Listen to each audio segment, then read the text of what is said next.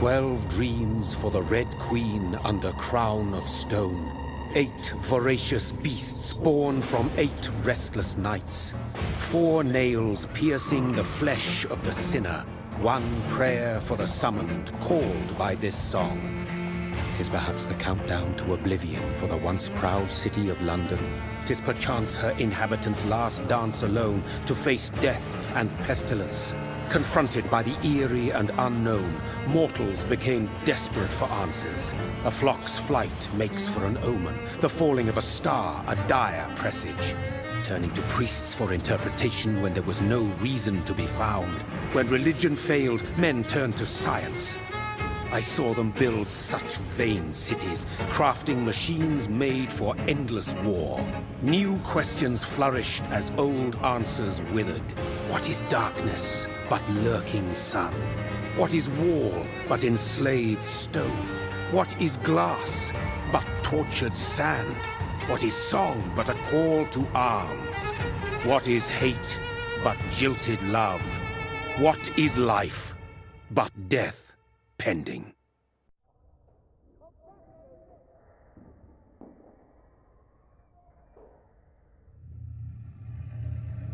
Death. Since the apple was plucked from the sacred tree, mortality was believed to be God's punishment, a righteous snare to keep mankind from ascending to the stars. They were all so wrong. Death is not a wicked thing, nor some holy retribution. A true punishment would be to never know its sweet kiss. Awaken from the harshness and be born once more.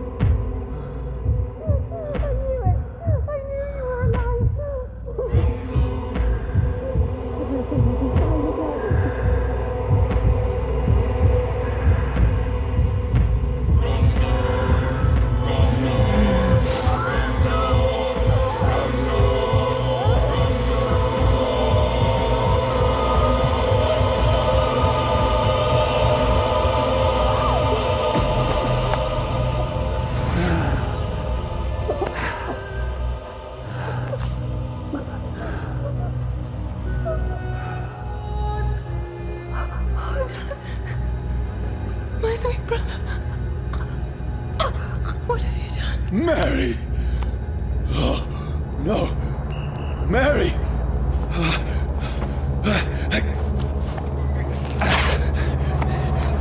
Hold on! Please, hold on! Oh, God. Oh, no. Mary. Mary.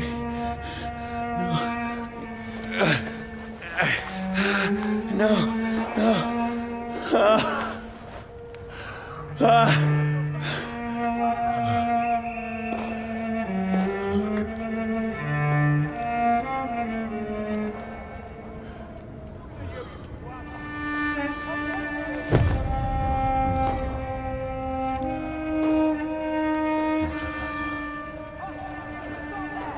This horror. It's a nightmare.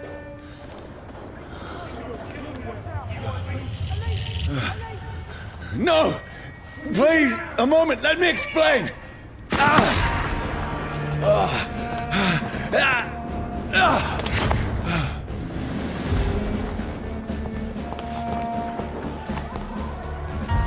These patrols are after me. No! No! Don't shoot! This is a nightmare. I need to get out of here. This can't be happening. There's one of those vermin. No! Please, stop! I mean you no harm.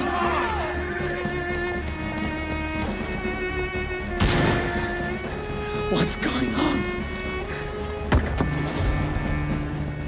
Oh, Mary. What have I done?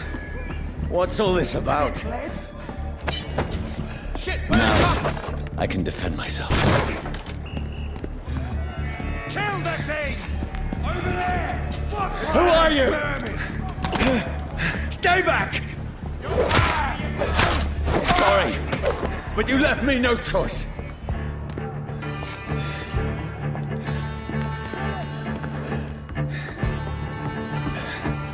Who are you? Stupid beast! Burn, vermin! Sorry.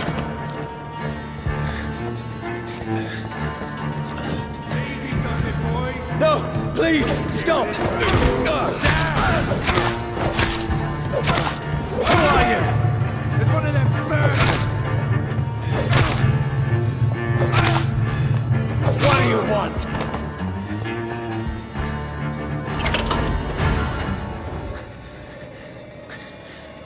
I mean you no harm. I need help. Die, you fucking leech! Please, listen to me. I can't make any sense of this. Shut up, beast! Who are you? What is this all about? What in God's name? I'll do the rest of the job. Just leave me.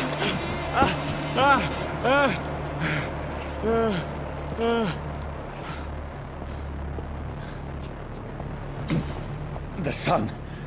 It feels like it's burning me to the bone.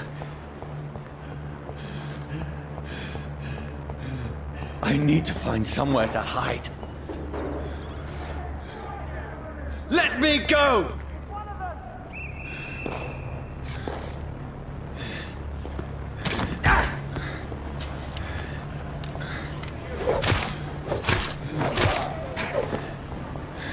I need to find shelter.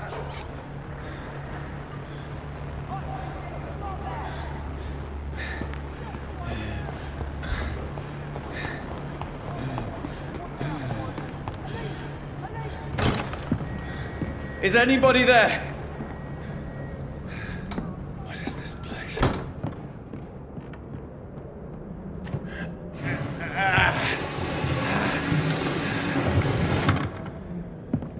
The place seems abandoned. I should be safe enough here.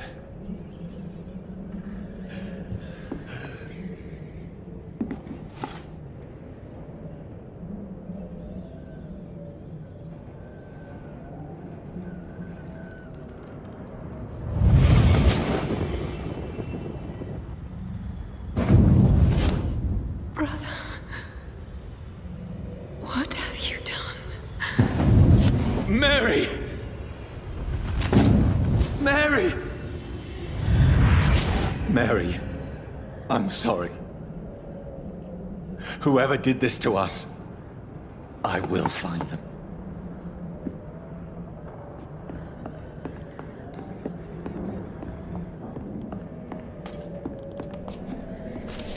I had better remain here until nightfall.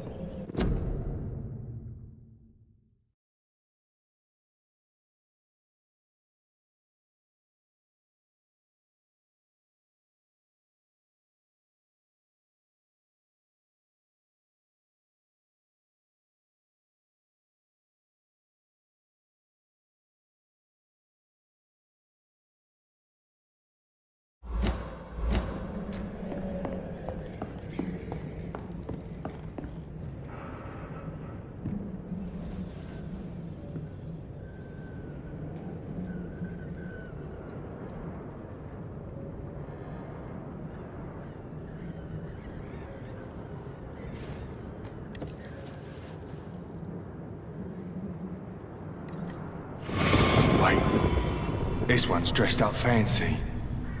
Let's run through his pockets. Picking the dead's pockets? Are you serious? I've still a rent to pay. He's got no more responsibilities. What's this? Gold watch. Beautiful it is. We fancy it and share the takings. I suppose we are undertakers. Now, give him an Eve.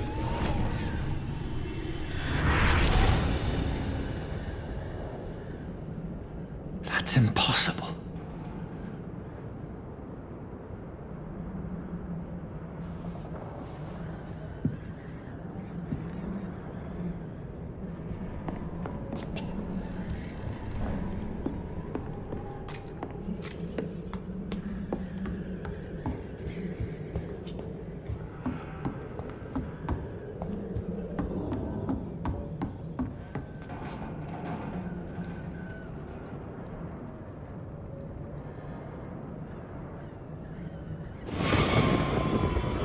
Dreams for the Red Queen that sleeps under crown of stone, that she might linger longer, her eyes as white as wool. Who goes there? A prayer for the summoned by warrior song. A child born from darkness must take scent of his. Who's there? Are you referring to me?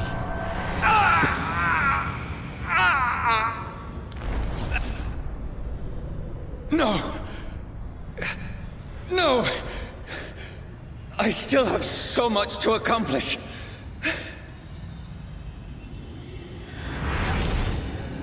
I still have so much left that needs doing.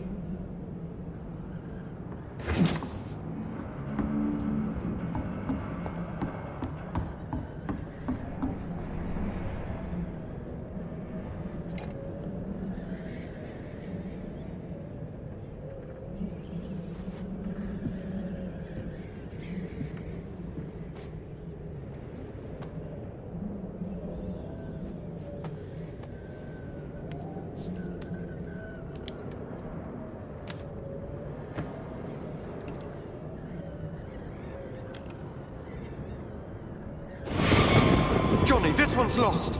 We need to leave. And now! No! There's time. I can save him. That's the enemy coming! The orders are to evacuate the hospital! Done. He'll live. And now what? We fight. Killing is a hell of a lot easier than healing.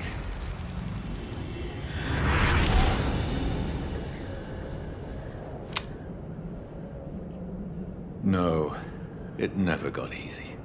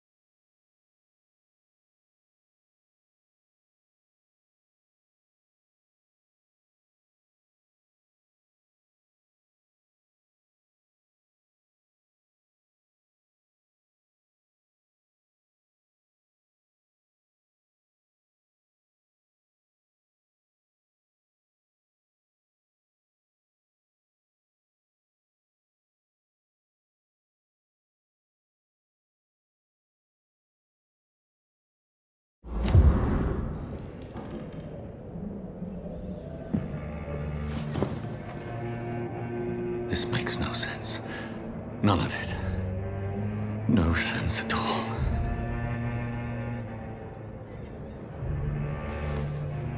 It's a nightmare. That's it.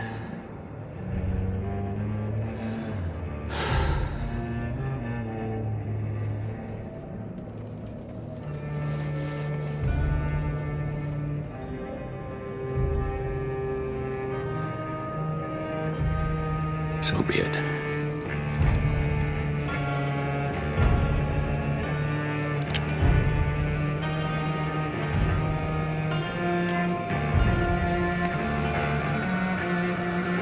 Rational thinking only.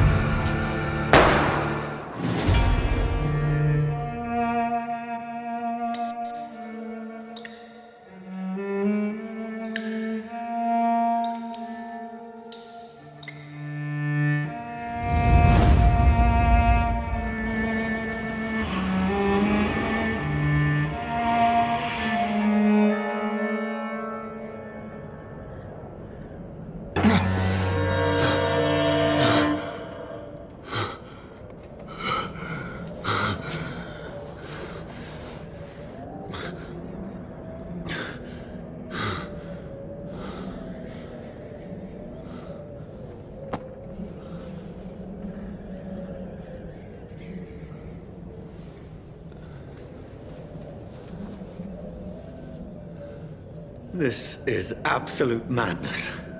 I've lost touch with the real. Madness it is, as mad as the moon, who tames blinding sunlight into a glowing reflesh.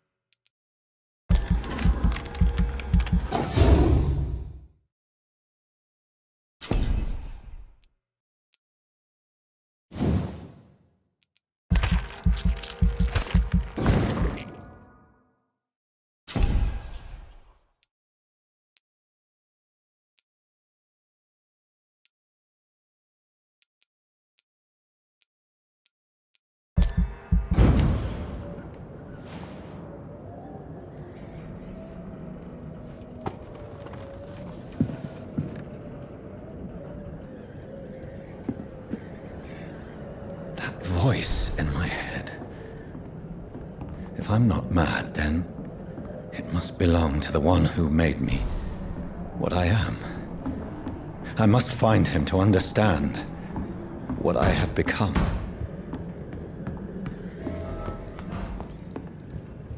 Where is it? It's closed. These people want me dead. I need to leave now.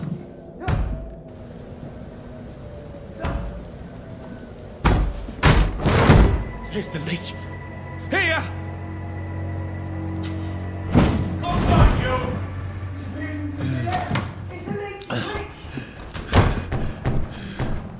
My head's spinning. Oi! Come out, you coward! It's locked, all right. Clever fucking beasts.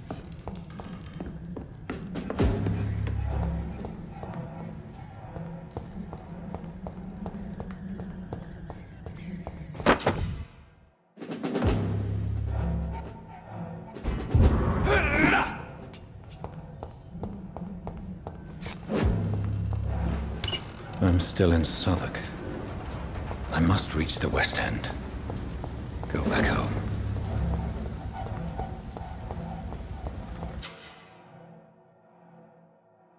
Hi, vermin!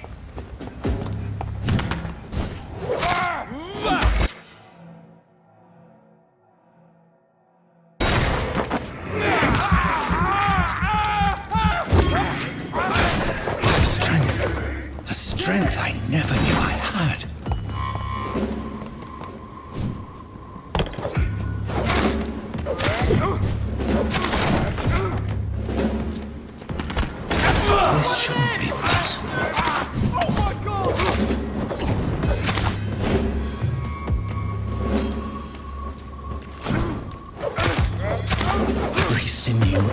fiber of my being is afire.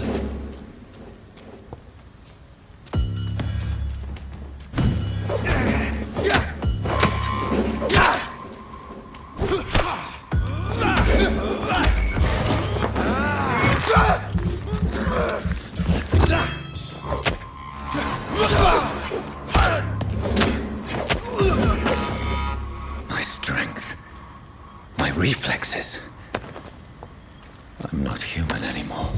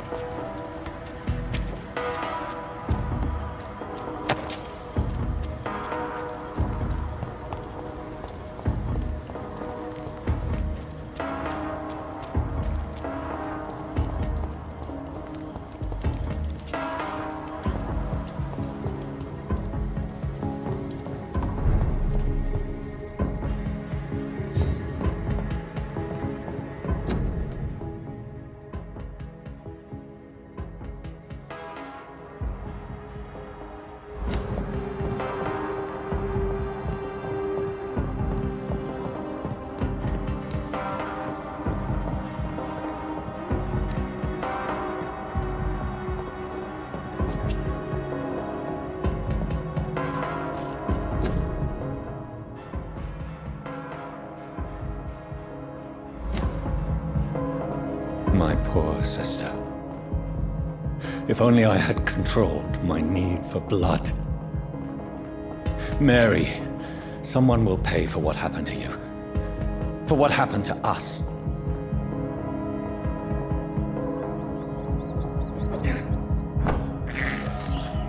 I have this thirst for blood.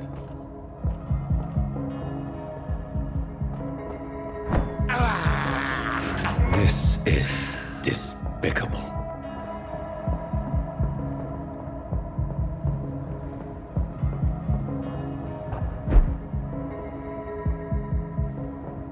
The dizziness from the jump.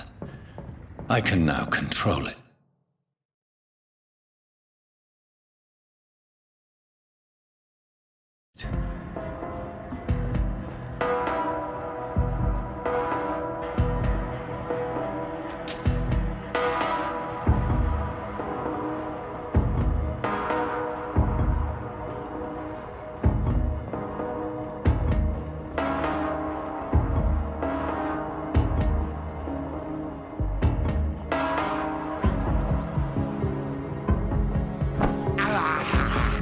I have this thirst for blood.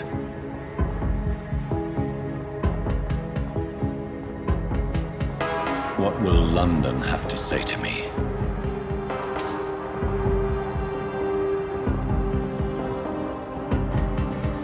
I've so many questions unanswered.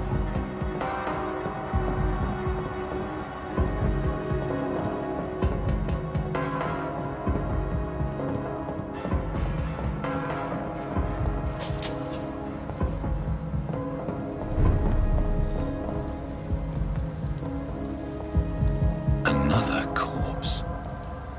Have the very streets of London become a mausoleum?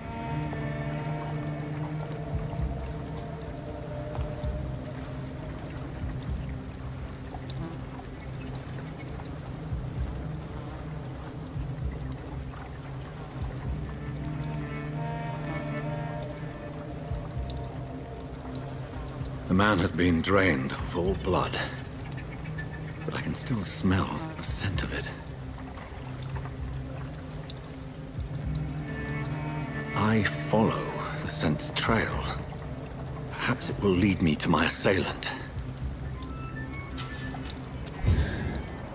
Fresh blood. The smell is so strong.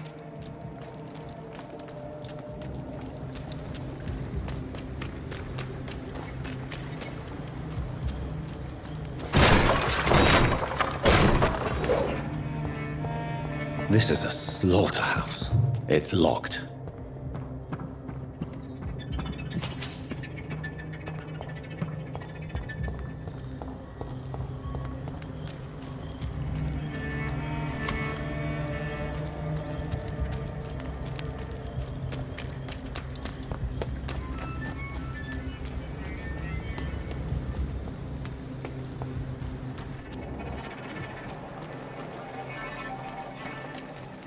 there is no one in sight. Where has everyone gone?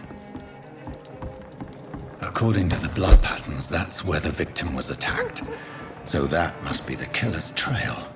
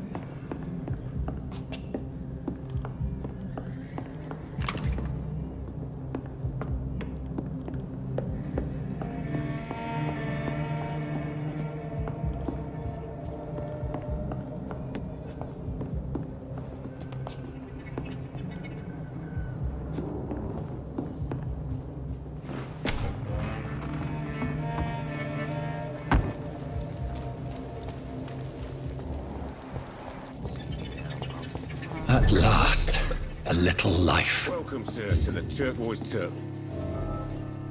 My God, sir, you look like Jonah's whale just spat you out of hell. Can I get you a drink? No, thank you. I'm not thirsty. Well, grab a chair and get some rest. This is going to be another long night. Why is it going to be a long night? You must be new around here. Don't you know about the murders? Tell me more about these murders. Every morning for the last few weeks, bodies have been found. And those poor sods didn't die of flu. Do the police have any leads on a suspect? Even before the outbreak, coppers never came round here. We're on our own. People die in these parts all the time, and no one cares. Where am I? Where is this place? You're at my bar, sir, the Turquoise Turtle. The last ray of light in this dangerous part of town. So you're open all night? Yep. Figured people might need a place to rest in these dark times. Aren't you scared? Scared of what? All the bad shit happens out on the foggy streets.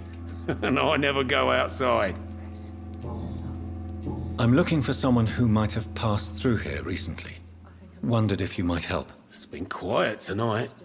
The only other person I've seen went straight up to his room. Thought it was kind of rude, actually. You mean he's still here? Well, yeah. He paid for the entire week. Who is this man? What does he look like? Well, like a gentleman, I guess. Well-dressed, quite polite. A professor or something fancy like that. Always writing, reading notes. I need to meet this man. I have questions. Just climb the stairs and knock on the first door. I heard him open his window, so I guess he's still awake. And, Yes? no funny business, you hear me? This is a respectable establishment. Good evening, sir. I wondered if I could ask for your help. Wow, you look like you need a drink. Yes. I apologize for my outfit. It's been a long night. Been there, seen that. Don't worry, things can only get worse. Has anybody entered the bar recently? Can't say. Sorry. I spent the night making love to that gorgeous bottle, see? This is important, sir. Are you sure no one has come in here in the last few hours? I don't know and I don't care. This is a free country. People still have the right to come and go, don't they? What's going on around here? It's like everybody is hiding. You must be new here. Have you not heard about the murders? Everybody fears the return of the sewer dog. Who is this sewer dog? It's the local bogeyman. Convenient answer for every crime that happened for decades.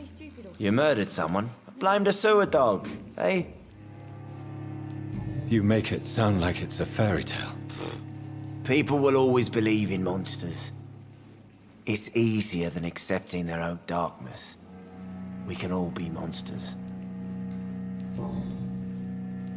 I'll leave you to your bottle then. I should just Hello, sir. I don't know. Maybe you could just talk to me. Maybe you prefer to speak with Tom then. He's more agreeable talking to strangers. I just want to talk. I didn't mean to scare you. I'm not afraid, sir. It's just I've other customers to take care of. I only see one customer. Oh. Well, yeah, of course. I mean, I best check on them. What's going on around here? Where is everyone? Too many dead, sir. First the epidemic, and now all these terrible murders. The murders? What can you say about them? Bodies found in the streets every morning. Drained of blood. It's just horrible. Some say the sewer dog is back. The sewer dog? What's that? No one knows. People have always disappeared around these parts. The ancients say it's the sewer dog coming out to feed. But now he's killing in the streets. What have you heard about the epidemic? There's a Spanish flu. Yeah, killed so many last summer. Thought we'd seen the last of it. Dozens dying every week. Are the authorities doing anything? Nothing. There are so many quarantine zones in London now. It's gotten really hard to travel across town. What is this place? This is Tom's bar, the Turquoise Turtle. I'm the barmaid here, Sabrina, if you want to know. Are you always open this late at night? No, it's only since the epidemic started. Tom thought that people may need a safe place to stay. You don't seem to have much business. Where is everybody? Well, most people are sleeping right now. And those that are awake tend to avoid going out. What with the murders and all. I'll leave then. Thank you.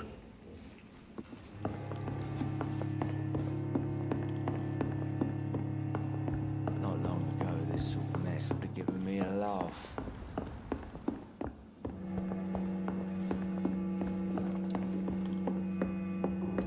Are they stupid or something? This is no place for you. Prewen has several patrols roaming the area. They do not pursue me.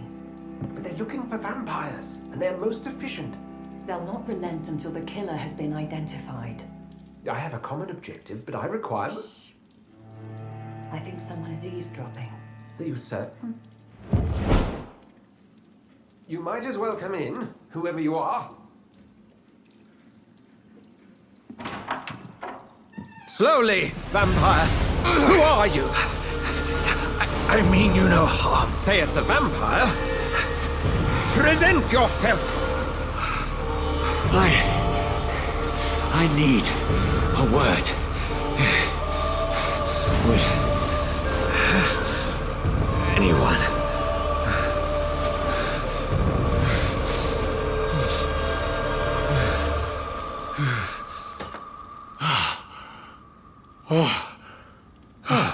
Well, that's something I can do for you.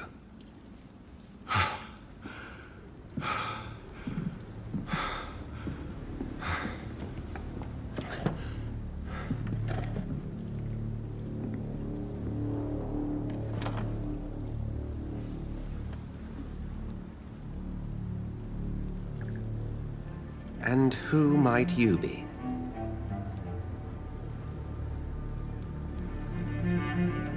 Tell me, who are you? First, tell me what you want. Then I may tell you. That's none of your concern. Sir, you have entered my room in the middle of the night, pale as a corpse and shaking like a tree. So please, indulge me. Someone is molesting people. In fact, killing them. Biting them. The calling card of a vampire. Like you.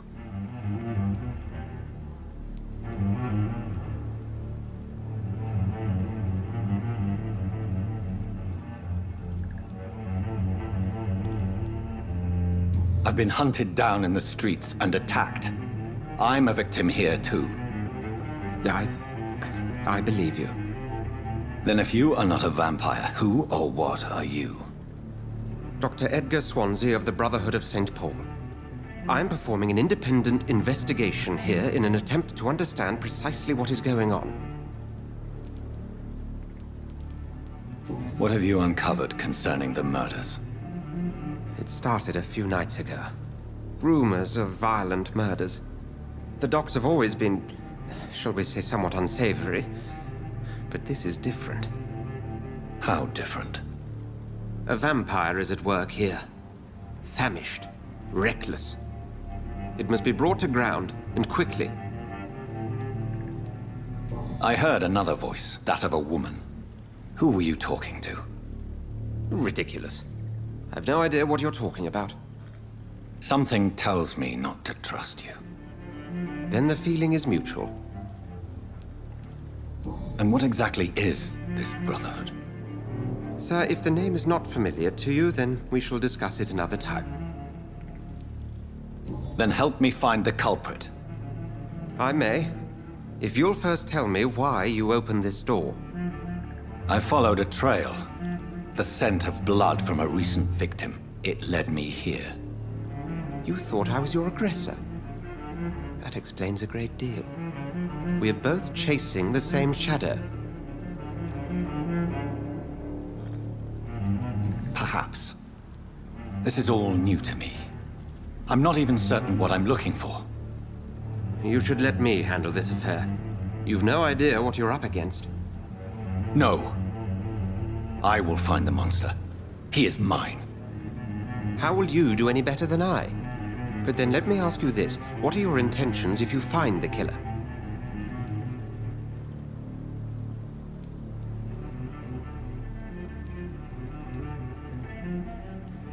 I will at last have the answers to my questions.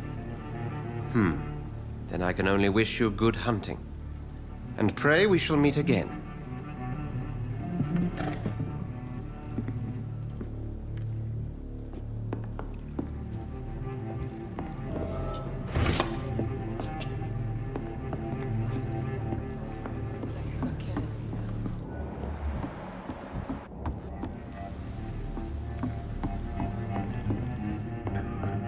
If Swansea is not my attacker, it means somebody else came here tonight. I hope I live long Someone enough to must see know my drink something. Welcome back. Did you find what you were after? I can't say I have. Are you sure no one else came into your bar before I arrived? Hey, I told you, you were the only other stranger I've had. Goodbye, Miss... Hello, sir. And you're still ugly as sin. I'll leave... Evening, sir. I have a few questions. I spoke to Dr. Swansea. He's not the man I'm looking for. Now, I want the truth. The truth? What do you mean? I suspect that someone else was here tonight. And I don't think Tom wants to tell me about it. I'm just the barmaid here, okay?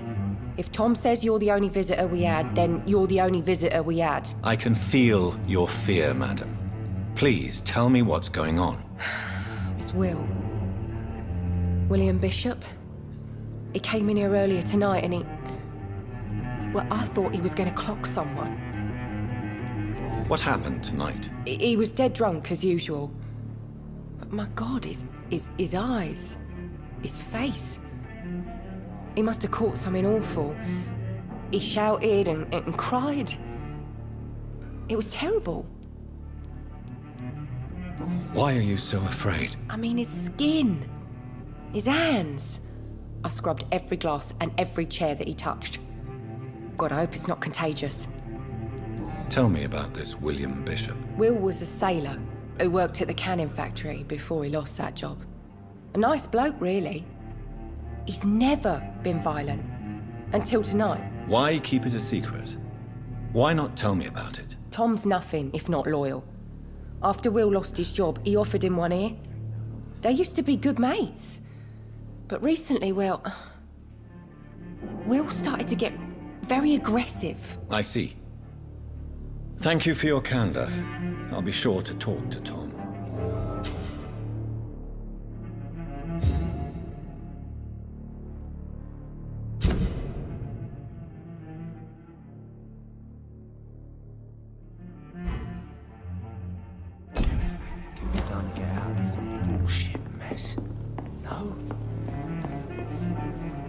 You again. What can I do for you? Tom, talk to me about the visit from your old friend, William. Yes, Will came by tonight, but he's not my friend anymore. Why lie to me if he is not your friend? I didn't lie. I said you were my only unannounced customer, and that's the truth. I need to find him. It's a matter of urgency. Do you know where he is? You could try his boat. It's up by the North Pier. He sleeps there when he's too drunk to get home. Please describe him to me. What'd you expect? He's a tall, sick bastard with a bad rash and torn old clothes. William used to be strong. Now he's a mess. Thank you, Tom. If you see him, tell him I don't want him back here unless he cleans up his act, okay? Gotta be something it was gonna get out. Bullshit mess. No?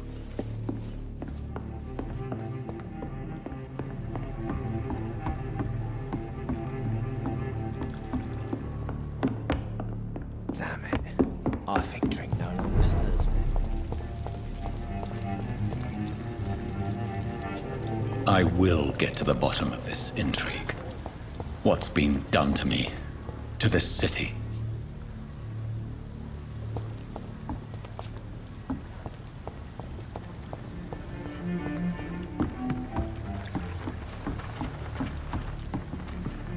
The body is still warm. This man has just been drained of blood.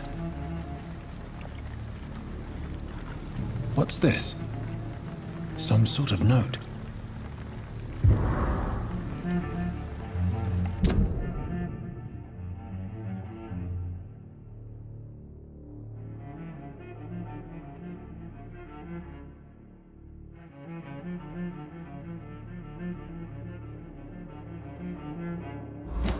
These men...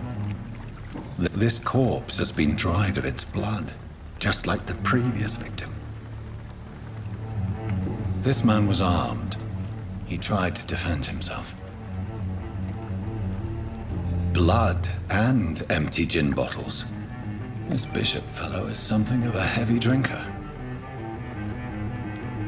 There are blood splats on the other side of the canal. I must reach that barge.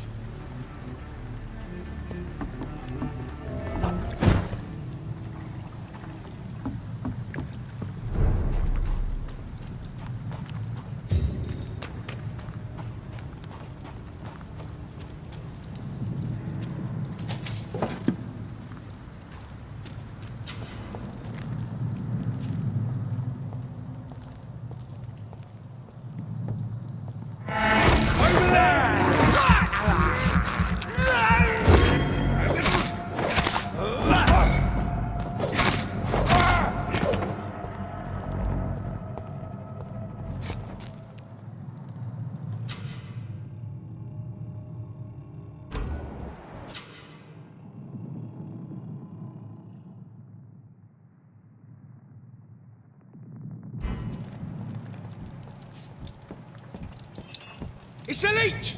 Kill it!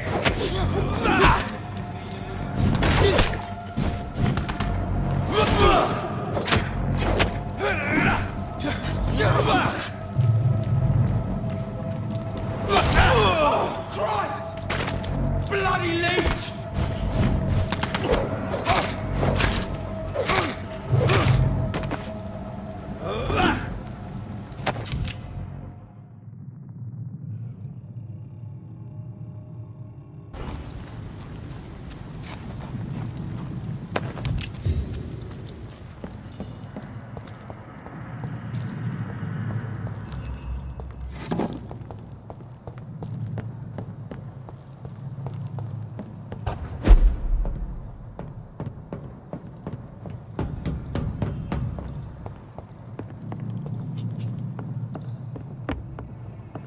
Best turn around if I...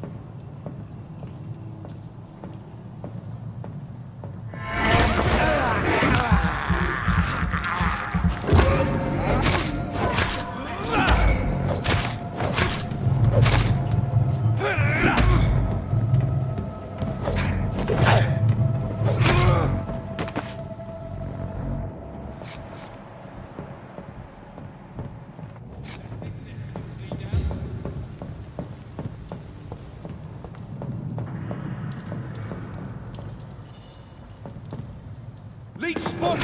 Watch out, boys! He's dead! He's dead! There's one of them vermin!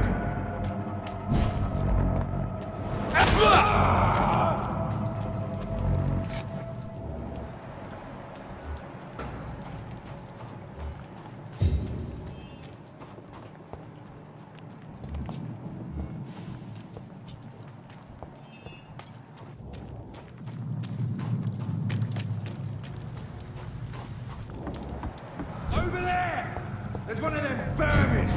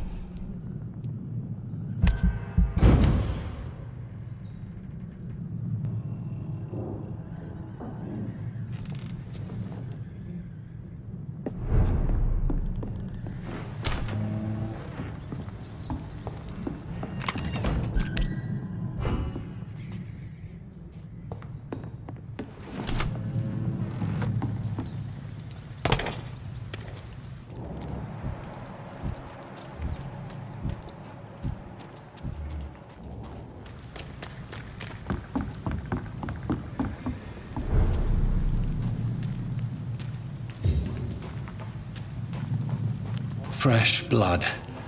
The whole building reeks of it. The scent is so strong it makes me dizzy. I know which way you trust. It's this first, you see. I need a train come south first.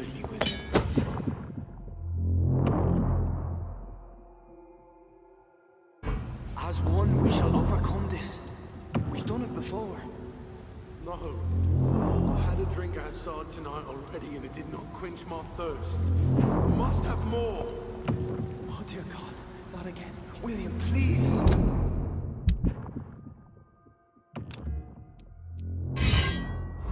Stop. Just a sip. I promise. This place reeks of bloodshed. William, my arm. I can't feel it. This creature is bedeviled. I must put it down.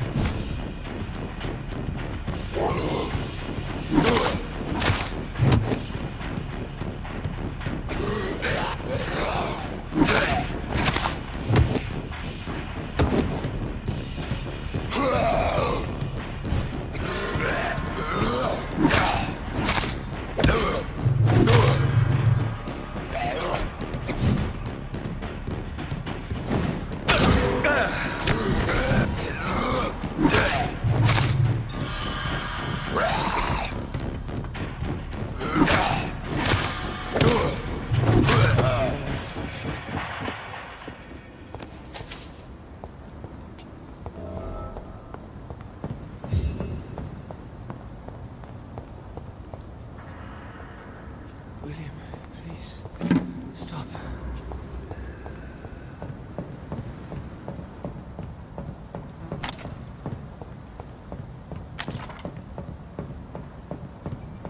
Let me go. William was an honorable man. I could have saved him. Mr. Hampton, are you in there? I knew him well, another lost soul, a kindred spirit. Sir, listen to the sound of my voice. I'm a doctor. You're suffering from shock. I must return to my flock. They'll stray without me.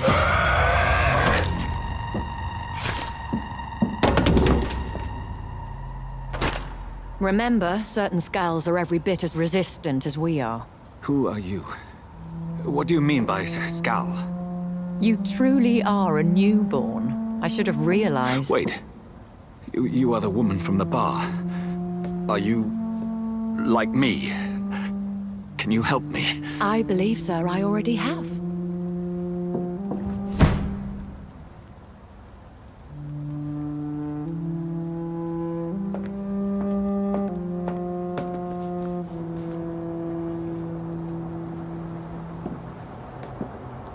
By George and the Saints, you've solved the mystery of these terrible murders. Patience, good fellows, I've come to offer help. Just give me a moment to secure my boat. We can leave this awful place. William was not the evil man they claimed. He was just taken by the thirst. He needed his drink. This man requires medical attention. We'll see he gets to the nearest hospital. No, please, I must tend to my fold. My flock needs me. There, sir. Go with the good Dr. Swansea. He's resourceful, and I'm sure he'll take good care of you. You'd best come as well. The sun is soon to rise, and you'll need a place to rest. I just need a moment. If I can learn something about what has happened to William, I'll be a step closer to understanding what happened to me.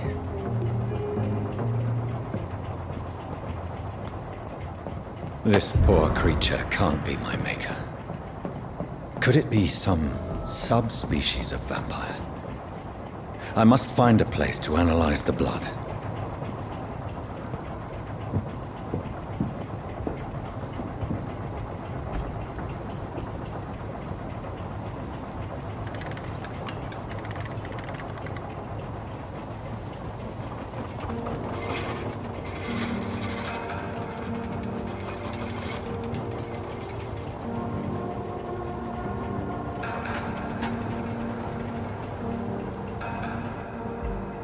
Where are we headed? We're on our way to the Pembroke Hospital. It's just across the canal. They'll have a bed for poor Mr. Hampton. William was... what manner of creature was he? Predator, prey, villain, and victim. Who can say? The important thing is that he's been stopped. Duly noted. And the woman? What... who is she? What woman? Oh, don't play me for a fool. You used me to locate that skull. You must know who she is. And I thought you a gentleman. You shouldn't talk about a lady behind her back, but I will tell you she values her privacy. Were London as peaceful as she appears from the middle of the canal? If only that were the reality of the situation. To be honest, I've always tried to avoid this part of town. Pembroke Hospital is the last bastion between the rest of London and the epidemic. The flu has decimated the East End and the war still rages. Welcome to the front lines of a plague. This is where you work, Dr. Swansea? I am the administrator of Pembroke Hospital. I thought you were here in service of your mysterious order, the Brotherhood of... Of St. Paul's Stole, yes. But first and foremost, I'm a man of science. A physician, like yourself, Dr. Reed. How do you know who I am? No need for modesty. You are Dr. Jonathan Reed, a surgeon of some caliber and renown, if I'm not mistaken. You are correct, sir. I knew it! I had my suspicions. But when you took the blood sample from the corpse of poor William, I was certain. Dr. Reed. Marvelous. Have we met? I attended 3 of your seminars before the war. I have the utmost admiration for your research. Returns to London a vampire. That word, again. From a so-called man of science. I understand. Traditionally, the role of science is to refute myth, but when myth walks among us, the Brotherhood of St. Paul has dedicated its purpose to their study. There's so much for you to learn. Of that, you are right. Well, then let me be blunt. Join my staff at Pembroke Hospital. As a physician. I suspect you'll not find a better post of employment to contemplate your predicament. This is sudden. I was returning home to see my sickly mother. But alas, that was before contracting this... affliction. Dr. Reed, take a moment to consider. The post would be for the night shift, providing a good explanation for your absence during daylight hours. You'll be adequately reimbursed, and have a place to hide. I even had the forethought to bring some clean clothes. So, what do you say? It seems I have little choice, but yours is a generous offer, so I thank you. Brilliant! Oh, Jonathan, this is one for the book, and the beginning of a beautiful friendship.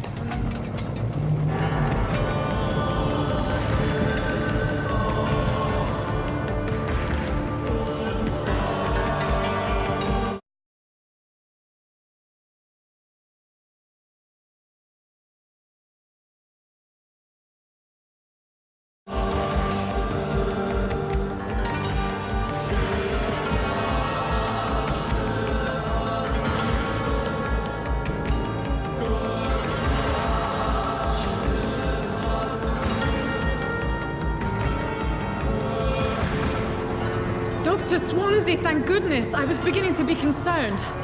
Worry no more, Nurse Crane, for I bring good news.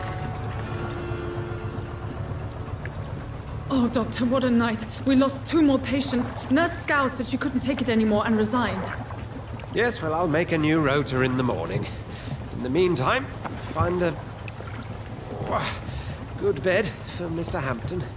Be sure to pay attention to his needs. Of course, Doctor. Oh, and Dorothy? Yes, Doctor?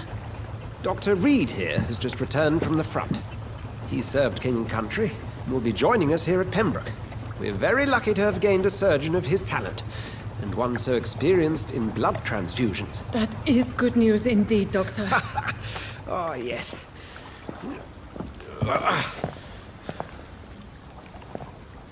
Here at Pembroke, it's not what we have, but what we haven't.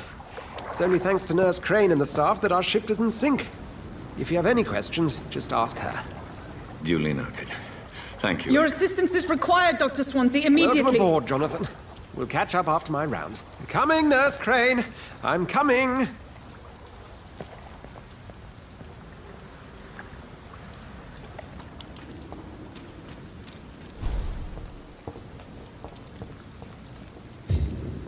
Nah, it's my turn.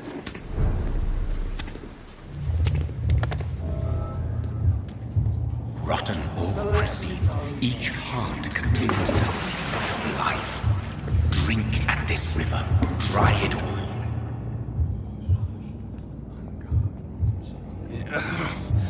Oh, come on, you bastard!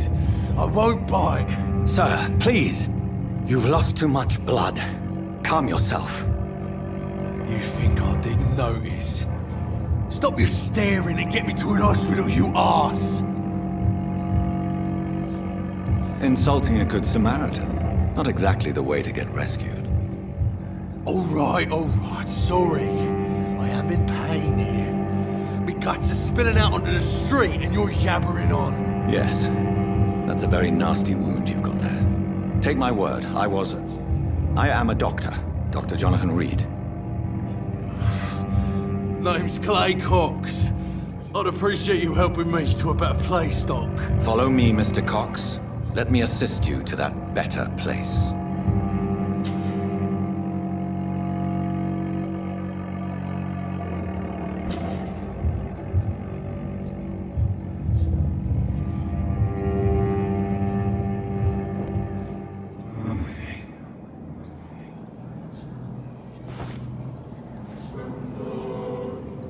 Bring this fading light into the shadows. Dance with him the dance of life and death.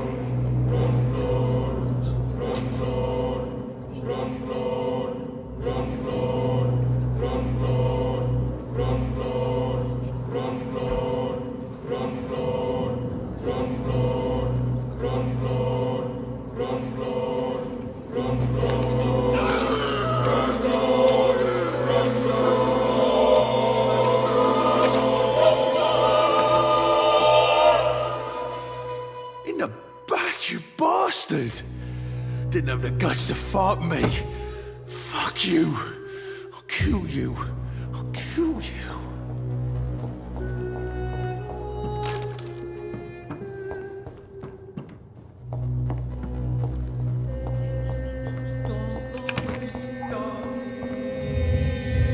To taste a life, to embrace its most intimate secrets. Such a burden, such a divine sin.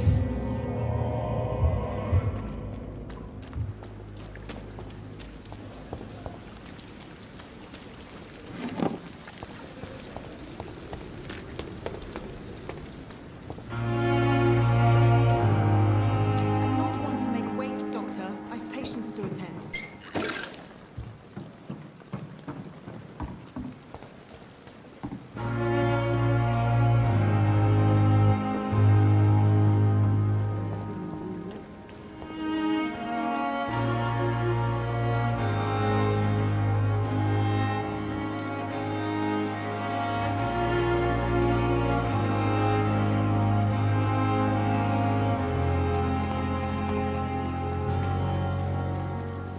Doctor, where have you been? I've little time to play hide and seek with new staff members, no matter how illustrious they may be. I apologize, nurse. I needed some time to myself. This has been the longest and strangest night of my life. You delivered poor Mr. Hampton from a terrible fate. The means to that end should be of little concern, Doctor. Thank you, nurse. What can I do for you? Dr. Swansea insisted we provide you a quiet office. You'll find it on the second floor with your name on the door. Thank you. Nurse Crane, isn't it? Yes, Dorothy Crane. Welcome to Pembroke Hospital, Dr. Reed. Your office has been prepared. I would like to ask a few questions first. And Mr. Hampton, the patient we brought in, how does he fare? I gave him a sedative to help him sleep. Poor thing was in quite a state of shock. What kind of man is Dr. Swansea? Well, you accepted the job from him. I thought you would have known about your employer. It's right to assume Dr. Swansea knows far more about me than I do about him. You'll get to know him soon enough, and better than me. The administrator has better things to do than mix with us. If you could point... Second floor of the... Thank you, Nurse Crane.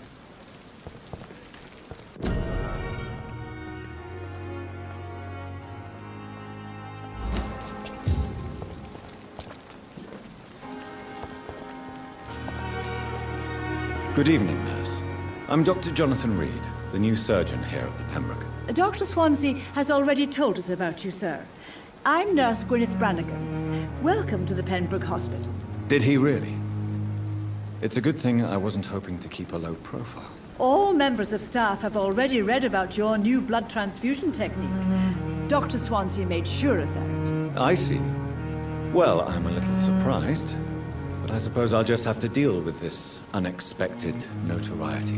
You must know, blood transfusions are Dr. Swansea's primary subject of research. He is convinced it is the future.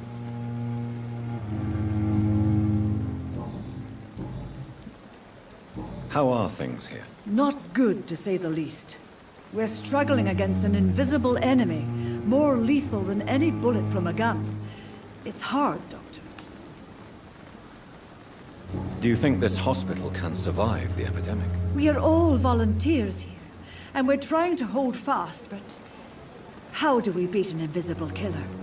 Some nurses have already resigned. An invisible enemy? Quite a poetic term for a disease, especially from a nurse. Sorry, Doctor. These last few weeks have been exhausting. We could all do with a good night's sleep. I'm not familiar with all the staff yet. Perhaps you could help me. Brilliant professionals, most of them. Dr. Swansea has a gift for recruiting talent. Most of them. Is there a problem I should know about, nurse? It would be inappropriate for me to speak ill of a colleague. Is there anyone that stands out? Well, I have never met someone as dedicated as Dr. Tippins. He should be a standard for us all here. If only he were younger. Why should his age be a problem? I guess it's fair to say he's always pushing himself to the limits. He just doesn't know when to stop and get some rest. Nurse Brannigan, if you do know something, please tell me. Anything you say will be held in confidence. No. I may disagree with some conduct, but in the end, everybody is doing their best.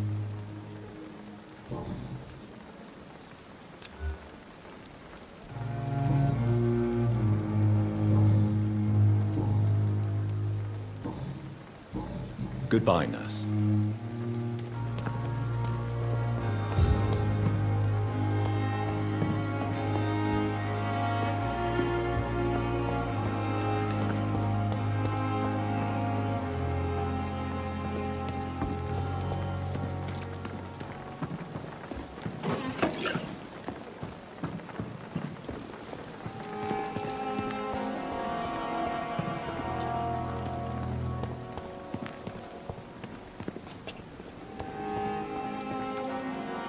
Good evening, sir. I'm Dr. Jonathan Reed.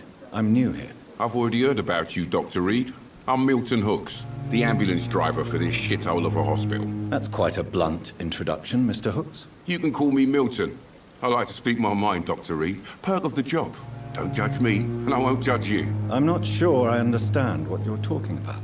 Well, I'm no doctor, but I'm pretty sure a gun can't be used as a surgical instrument. You have a keen eye.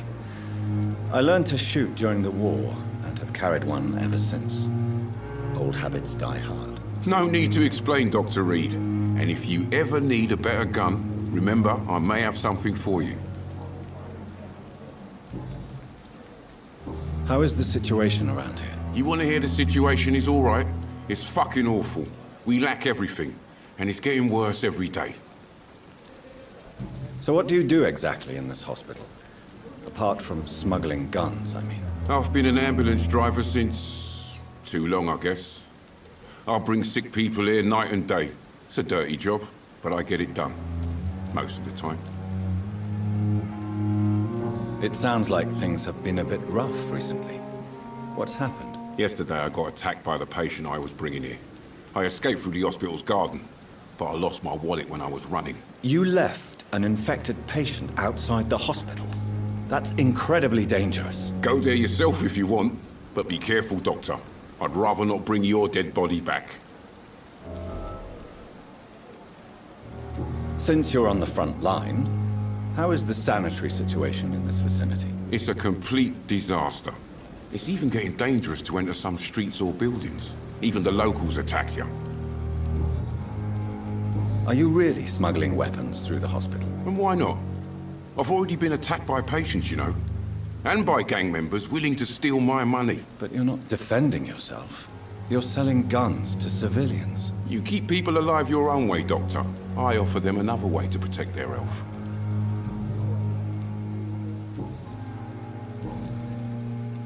Goodbye, Milton. Dr. Swansea is right. This place seems perfect to conduct my research. Good evening, miss. I'm Dr. Reed, the new surgeon at the Pembroke Hospital. And who are you? Your name has no meaning to me, mortal. You're nothing but dust blown by the winds of eternity. I beg your pardon? What are you begging for, mortal? My clemency? Well, tonight maybe I'm inclined to mercy. You'll never forget the night you met Thelma Howcroft. You keep calling me mortal. Why is that? And if I'm mortal, what are you? Well, Dr. Reed, if you must know, I'm a vampire. And why do you believe you're a vampire? I don't need to believe anything. It is what I am. It is what I feel within this hollow shell of flesh. Please, describe to me how you feel.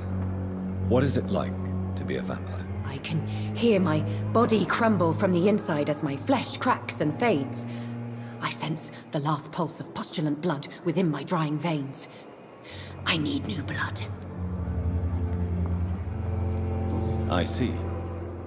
Have you ever heard of Cotard syndrome, Miss Howcroft? Never. It's a mental illness discovered by a French neurologist named Jules Cotard. The affected patients are delusional. They believe that they are putrefying, that they are dead, a ghost or a ghoul.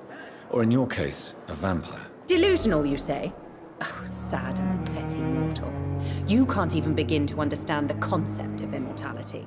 And you think it is I who am delusional. I'm assuming you must be a patient here. Am I right, Miss Howcroft? It's only a cover. To hide from my enemies. I can leave whenever I want. As a woman, a spirit, fog, or bat. Who are these enemies you mentioned? Can you describe them? I cannot say for sure. But I sense their eyes on me from nearby. I feel them watching me every time I visit the garden near the morgue. The staff here are not your enemy. They're here to help you, to care for you. I'm not speaking of the doctors in white. I'm speaking of the men and women who hunt me. For I am a vampire! I see. Don't worry. These people will not find you here. I'll personally make sure they leave you alone. Thank you, mortal. But do not interfere with them, for you are no match for those that hunt me.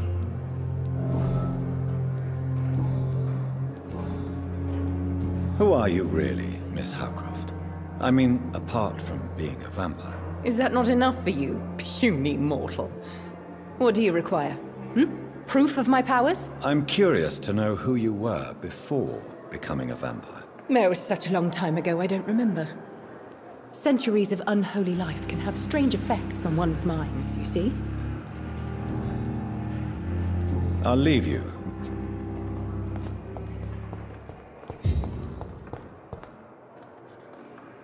Good evening, nurse. Good evening, Doctor. I don't think we've been introduced yet. My name is Pippa Hawkins. And I'm Dr. Jonathan Reed.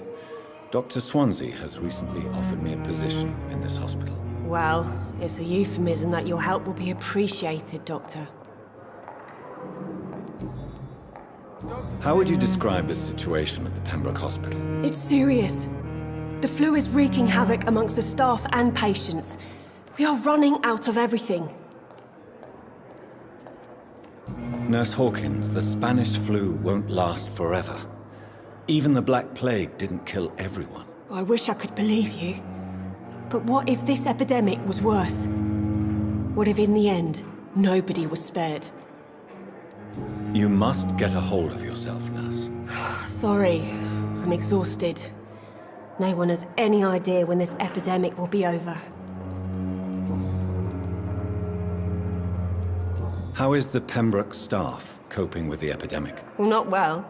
Milton, the ambulance driver, is even more grumpy than usual, especially concerning doctors. Why is Milton grumpy on a daily basis?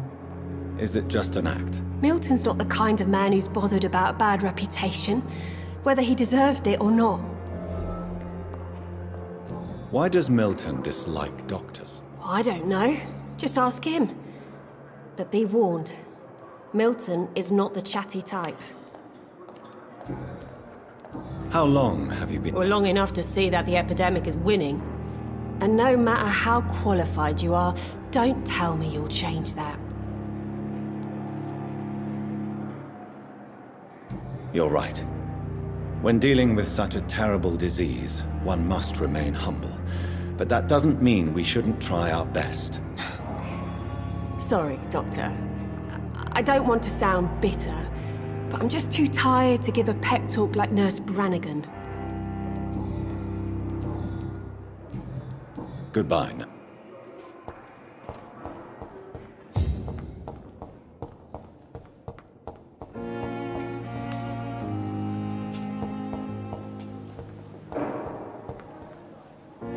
Good evening, Doctor. I believe we're going to be working together. Dr. Reed. Dr. Swansea informed us of your arrival, but I could not dare to believe we'd have such good fortune. Such an honor, sir. Thank you. And you are? I am Thoreau Strickland, Dr. Thoreau Strickland. I'm a great admirer of your work, Dr. Reed. Please, could you tell me something about yourself? I'm a great admirer of your work concerning blood transfusion, Dr. Reed. I run my own experiments. I'm convinced it's the future. I based my technique on my mentor's research. He helped me perfect my method. What is yours? I'd rather not talk about it. For now, it's just theories and first approach.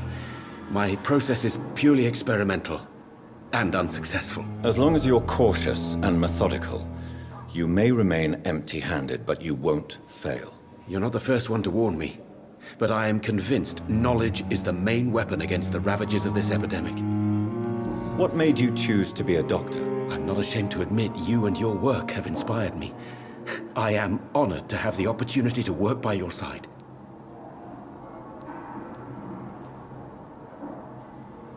It's always a pleasure to share scientific and medical knowledge with someone eager to learn. I'll be glad to help you if I can. This epidemic may be the century's most terrible disaster, but I'm convinced that we, as doctors, are the only ones able to defeat it. What can you tell me about the Pembroke? Well, it has always been an honor to work with Dr. Swansea. But with your arrival, I can't think of a better opportunity to learn about blood transfusion. Do you need help with anything in particular? Well, yes, maybe. I'm waiting for a batch of products I ordered for my personal research, yet my supplier seems to have vanished. Do you want me to play the errand boy for you? Oh no, Dr. Reed. But if you went personally to his shop, what with your reputation and all, he wouldn't dare to refuse the products I need. I see. Well, give me the address, for I may pass by if I have time. You seem quite optimistic. It's a rare and precious attitude in these difficult times. I'm convinced that this epidemic is a test of endurance and dedication for us men of science. Questions remain about our capacity to resolve the situation. True. Last summer, during the first wave of the epidemic, I used to joke with Milton about the extra work. We're not smiling now. Tell me more about your willingness to experiment with new medical techniques. Harvey Fiddick is a patient suffering from a severe injury that could cripple him if not treated correctly. I'm convinced your blood transfusion technique could help him. What is it you really want? To save him, or to prove your point? Fair question. I want nothing but to save my patient, Dr. Reed. Especially since I know Mr. Fiddick's story. Tell me Mr. Fiddick's story. Our first diagnosis was compromised because Mr. Fiddick lied to us about the real origin of his injury. He first claimed it was an accident. But why would he hide such crucial information from us? Because he is a proud father, ashamed of putting his children at risk because of his own negligence. This personal involvement could also appear to be a lack of impartiality. You must know that a good surgeon must remain neutral. I agree. But that does not excuse Dr. Ackroyd's behavior. A man who did not even take time to converse with his patient. Do you think keeping his distance was a mistake? All I know is that I'm taking care of human beings with desires, hopes, and fears.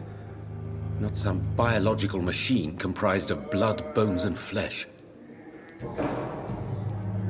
Goodbye, Doc.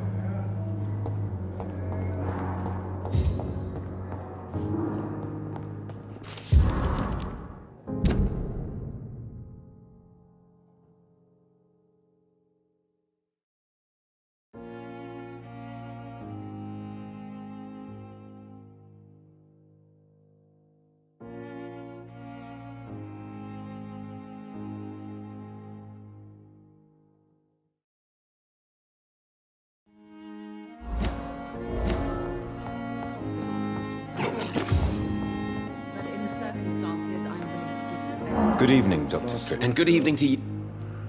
Good... I'm never cookie. Good evening, sir. I'm Dr. Reed. May I help you? I don't know if a third opinion is needed. Your colleagues are already arguing about my condition. I see. Would you mind telling me more about your situation? I'm Harvey Fiddick. All I want is to get me bloody arm fixed properly.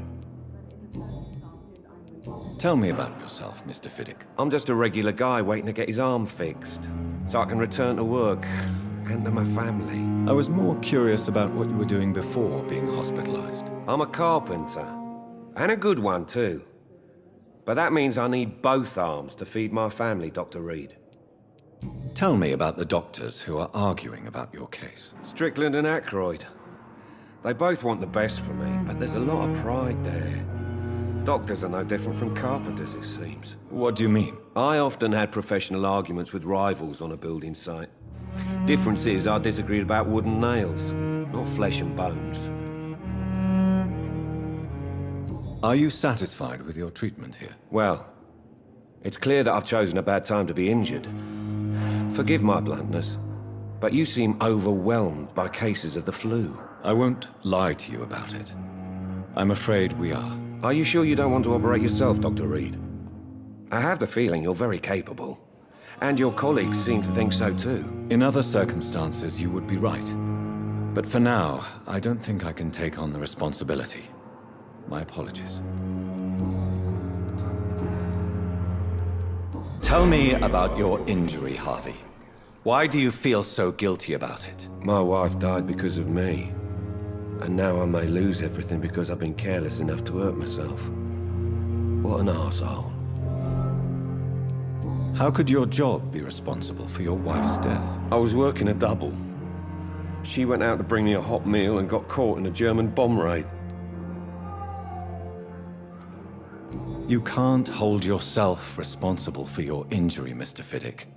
Unless you tried to hurt yourself. Of course I didn't hurt myself. But I can't work until my arm is fixed. My children need to eat, Doctor. Tell me more about the death of your wife, Harvey. 1915. I was in the army, building workshops for the Royal Flying Corps. Helen was happy I wasn't sent to the front. What happened? The Germans sent Zeppelins to bomb the construction site, but they missed their target. My wife was bringing my dinner when the bombs fell. I'm sorry for your loss. So many died during the bombings. I served in France and witnessed the carnage there. I would like to say that she didn't suffer. Truth is, I have no idea. I just know that I'm all that me kids have. Poor little bleeders. How are your children after losing their mother? They were smaller then. The only good thing about this is my Helen didn't bring them with her that night. You seem worried about the safety of your family. And it's obviously the reason why your wound troubles you so much. I cannot give up on my children now. They both need me living. What about their mother, if I may ask? She died in 1915 during one of the first Zeppelin raids. We never found her body.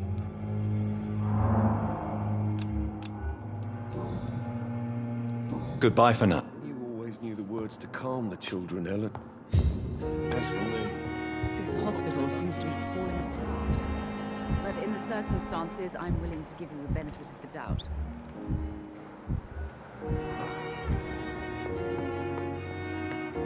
Good evening, madam. Can I help you? It's my son who needs you, sir. I'm Dr. Jonathan Reed. How can I help your son? I'm Beatrice Goswick, mother of Mortimer Goswick. Could you check on him, please, Dr. Reed? I've heard much of your talents as a physician. What can you tell me about yourself, Mrs. Goswick? Not much to say. Just take care of my Mortimer and I'll cover all the expenses. That's all that matters. Are you really that rich? Most of the patients here are of a more humble origin, if I may say so. Yes, thanks to my husband. May he rest in peace. I can cover any needed medical expenses. May I ask if you have an occupation, Mrs. Goswick? I'm a teacher by profession. I teach young women who are more ambitious about their futures than their families. What do you think of your reception here? Any complaints? I have had the uttermost reservations about this hospital since we arrived. But we had no other choice, considering the state of emergency. Is there something in particular that's bothering you? Some of the staff were not especially welcoming. I suspect they're not accustomed to dealing with patients of such social standing.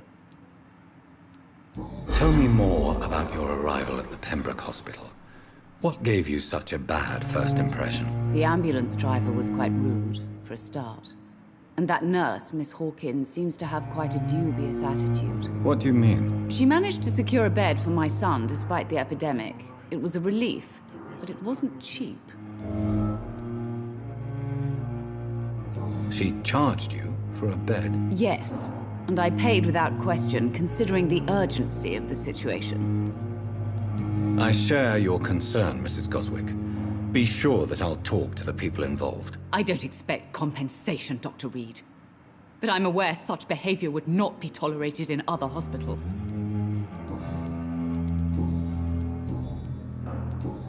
Goodbye, Miss. Good evening. I'm Dr. Reed. Can I help at all? No. Really? Why are you here, then? I don't want to talk. My throat hurts too much. I suppose that this pain is the reason you're here. Is someone taking care of you? Yes. And no. Could you at least tell me your name, sir? Mortimer. Mortimer Goswick.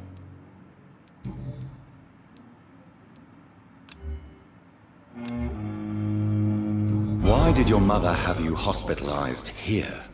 She seems convinced this is a bad hospital. My mother just wants the best for me. She won't rest while I'm here. She'd go all the way to hell and back to help me.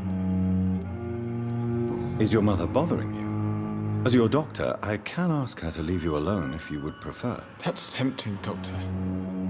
But you have no idea what my mother is capable of. She would tie herself to my bed if you asked her to leave. Pembroke Hospital may look unorthodox, but rest assured you're in good hands here. It's not me you have to convince, Dr. Reed. It's my mother.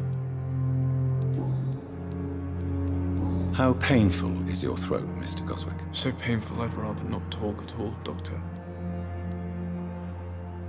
I'm sure you realize a doctor and his patient have to communicate, sir.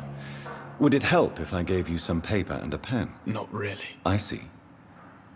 Then maybe it's not just your throat that hurts, Mr. Goswick. Perhaps your sore throat is just the consequence of something more hurtful. Yes, maybe. But I don't want to talk or even write about it now. How so painful. I'll let you get... I'm alright. Don't waste your time with me.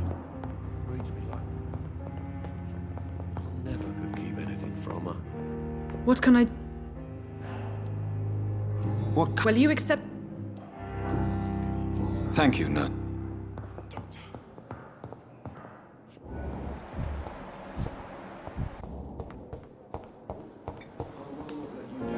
Good evening, sir. I'm Dr. Reed. I believe we're going to be colleagues. Reed? Yes, I've been informed about your arrival. I'm Waverly Ackroyd. Welcome aboard, I suppose. Does my arrival inconvenience you in some way, Dr. Ackroyd? Let us just say that I don't particularly share Dr. Swansea's enthusiasm for hiring you. What we need here are reliable professionals, not overrated dabblers. If you have a problem with me, Dr. Ackroyd, please feel free to tell me. Dr. Swansea has imposed your presence on this hospital without asking anyone's advice. The benefit of his position. But I don't agree with it. I know we've never met before, but I believe this hospital could use all the help it can get. You will agree with that, I'm sure. Oh, but I have heard about you, Dr. Reed. Of course, you can't say the same about me, since I have not wasted my time courting the press.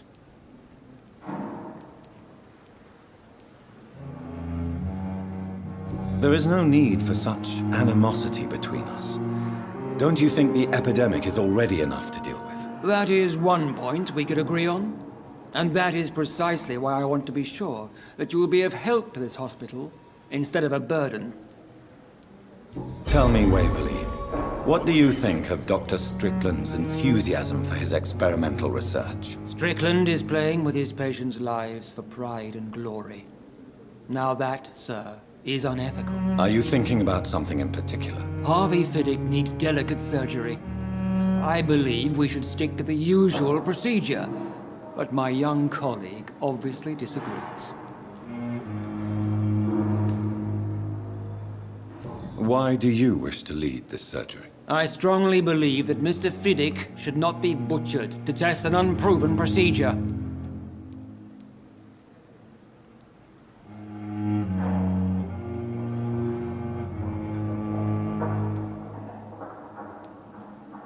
If you are going to lead this surgery, I'm trusting you to assume the consequences of your actions, whatever the result. I'm not the kind of man who runs away from his responsibilities, Dr. Reed. There is no need for you to be looking over my shoulder. And are you not afraid that your rivalry with Strickland may be blinding you? Rivalry? I guess you could call it that. But I will never be childish enough to let my personal feelings affect my judgment. Since your tenure in this hospital is longer than mine, perhaps you can tell me more about this place. Let's just say I'm tired of the carelessness around me. I have always respected the skills of Dr. Swansea, but over time his enthusiasm has become displaced. Carelessness? Exactly what are you talking about? We're here to save lives. The people who trust us are not volunteering for experimentation. They're here to be healed. I don't intend to run any radical experiments, Doctor. Even if I, as any good practitioner should, express an interest in pushing the boundaries of medical research. Modern medical methods were created through audacity and ego. But there are rules in our line of work, and they're here to protect our patients.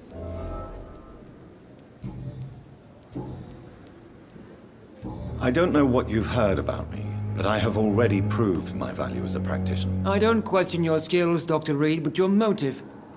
Is it money, fame, or are you truly dedicated? And what exactly is that supposed to mean? I served in the war just like you. But unlike you, I did not use the wounded to play the modern sorcerer. Be careful what you insinuate, Dr. Ackroyd. I only want you to admit you used those men to improve your theories. This is ridiculous. My blood transfusion technique saved many lives, and you know it. You see? That is exactly what I hate about people like you. You avoid this kind of accusation instead of facing reality. It seems you have bad memories of your military service. I refuse to see this industrial slaughter as scientific progress. War only reveals the worst in men. We can at least agree on something, Dr. Ackroyd. Thank you for... Thelma Howcroft said she was being watched by vampire hunters. Where are they hiding? I should investigate.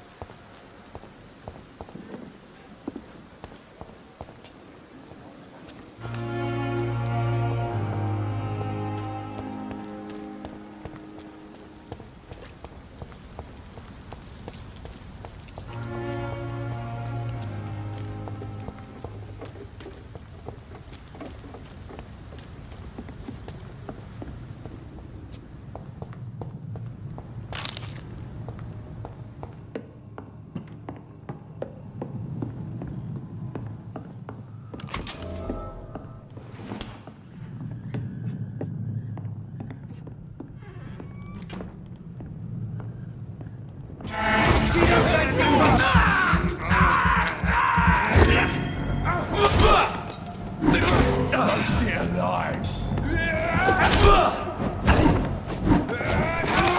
Oh, Christ!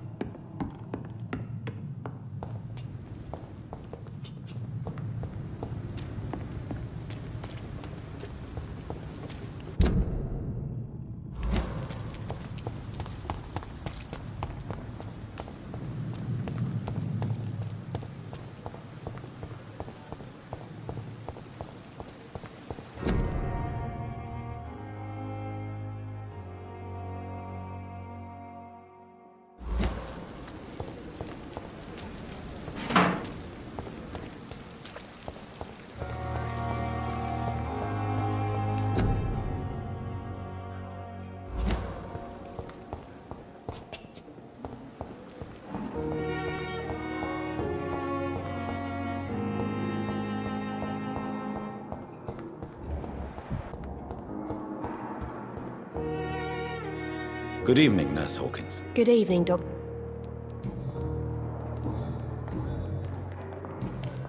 Goodbye.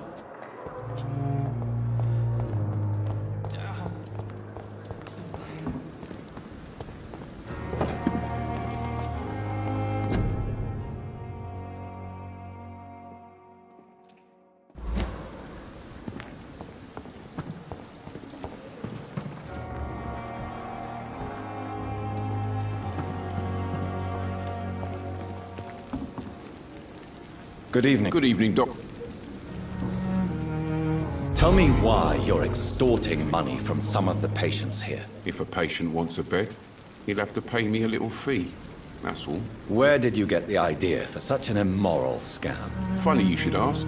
The first time it was from a patient who bribed me to get a bed. It's only then I realized I could make a fortune. Why do you have such a mediocre reputation among your colleagues, Milton? Fuck them. Nobody knows the horrors I've seen since working here. This city was sick long before the epidemic, Dr. Reed. I know it's a difficult task, but correct me if I'm wrong. Is this not the job you are paid to do? I've seen babies left to die while their brothers were properly fed. Underage girls and boys sold to all manner of perverts. I'm sorry, I don't know what to say. Yeah, exactly. We lack words. So excuse me if I don't look on the bright side of life. Goodbye, Milton.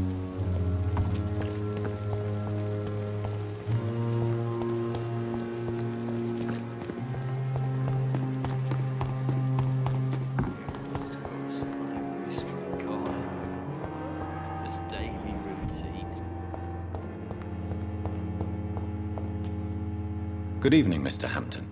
How do you feel? Dr. Reed, is it? Oh, sir, I must apologize for my behavior. What do you mean? I was not myself in the factory. Fear and exhaustion made me say awful things to you, I'm afraid. You remained perfectly nice and polite. A little delirious, perhaps. But who wouldn't be after enduring an abduction? Thank you, Doctor. That's a relief. Now all I need to do is rest and return to my flock. What do you do for a living, Mr. Hampton? I can't help but notice the cross around your neck. I manage a night asylum for the poor and homeless of the docks. And I try to guide the lost and hesitant on the right path to our Lord. Are you a priest, Mr. Hampton? A deacon, maybe? Not at all, Doctor. I'm just a man of faith willing to preach the good word. Why didn't you use your cross against William Bishop? To repel him somehow? That's a very strange question, Doctor. A cross is no magical token, if that's what you were trying to say. Not mine, anyway.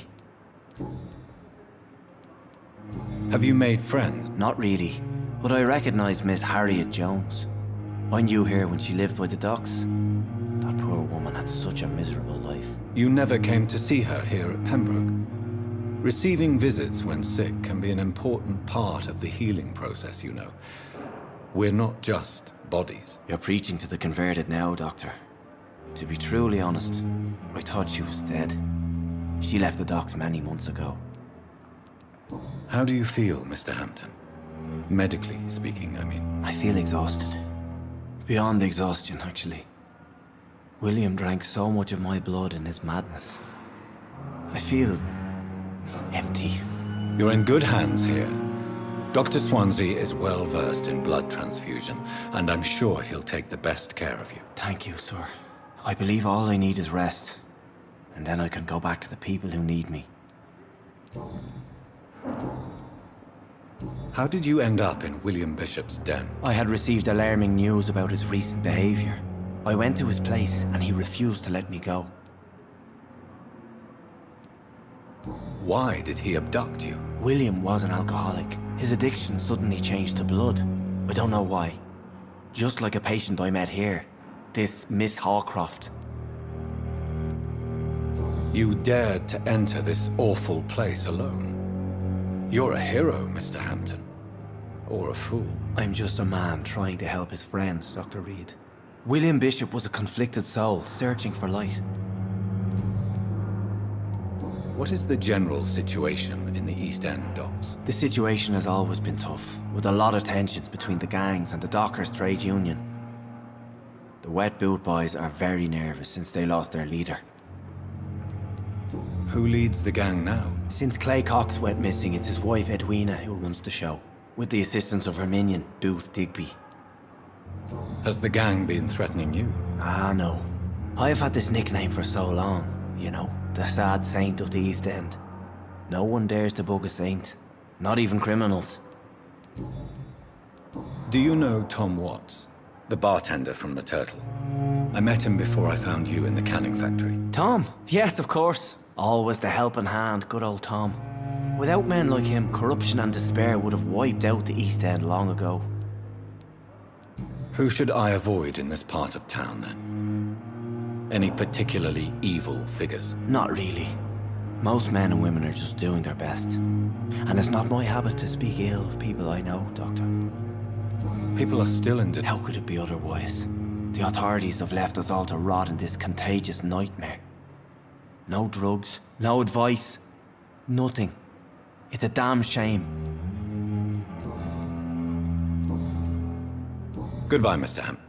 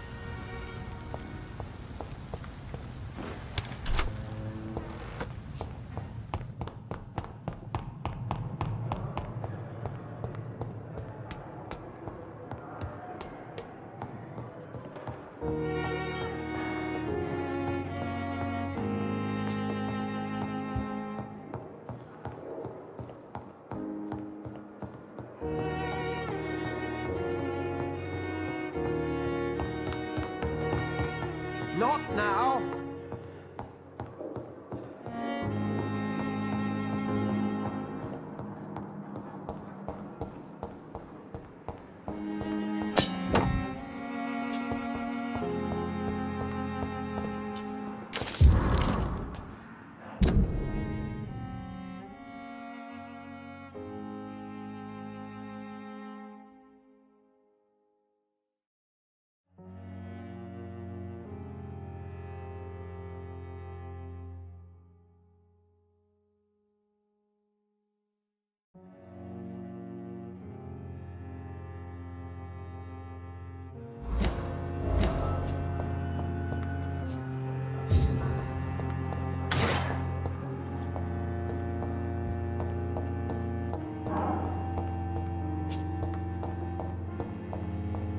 It's locked, all right.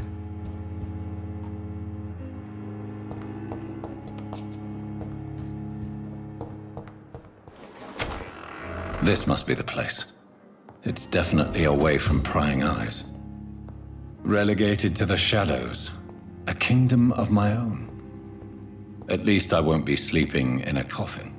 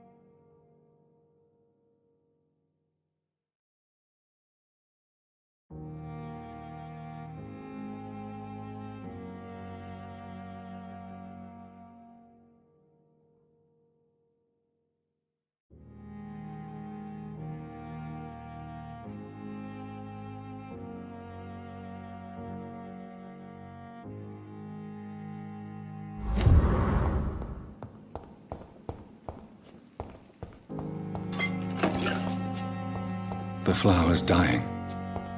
It needs water.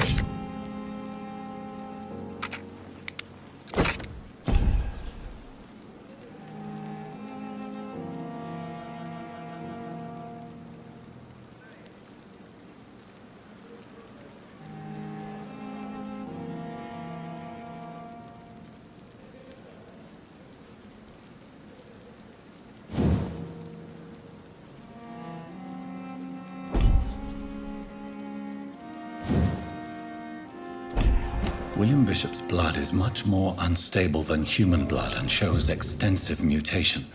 But this is not what happened to me. I must keep on searching. The sun is about to rise. I can feel it.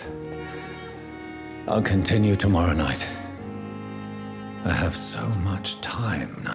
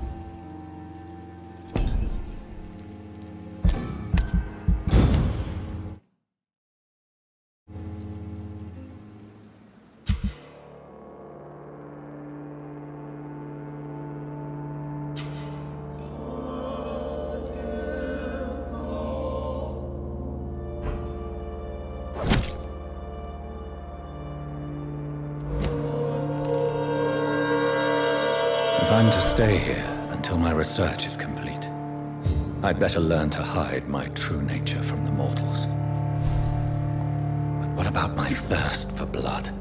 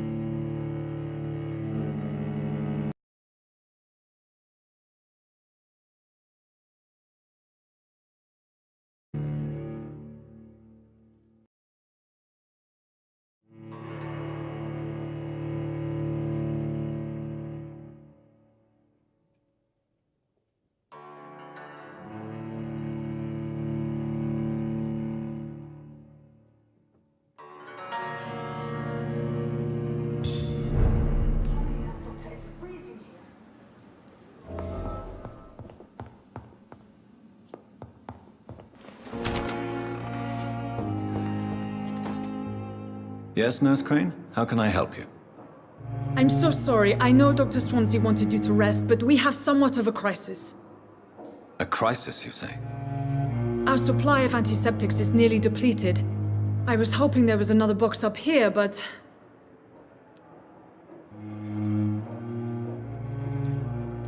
What type of hospital are you running? No antiseptics? You have been away too long, Doctor.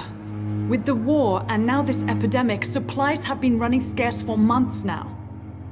I may have a solution. In France, during the war, drugs shortage was a daily problem, and we had to use our wits to overcome the shortages. However do you mean? If combined correctly, certain household chemical products can be used in a pinch instead. Now, where's the hospital storeroom? The storeroom? Fat chance. This is the Pembroke, and space is luxury we don't have. Everything used to be stored in the old morgue. Perhaps I should look there first. Where is this morgue? It's the large building behind the hospital. You'll need to go in the back door because it's been sealed off for sanitary reasons. Take this key. It opens a small back entrance at the end of a narrow street. The abandoned morgue behind the hospital.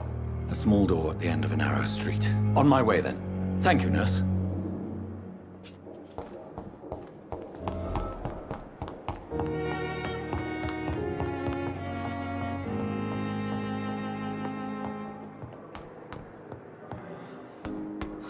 So many deaths. And what of my own life?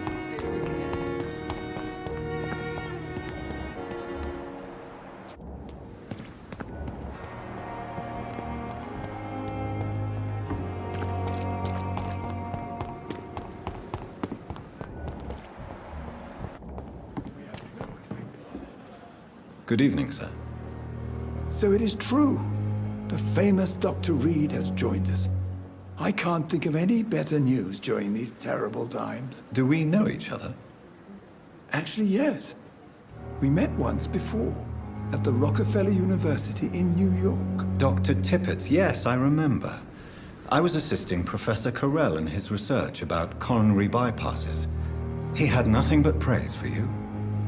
He was also very confident about your future. And look at you now.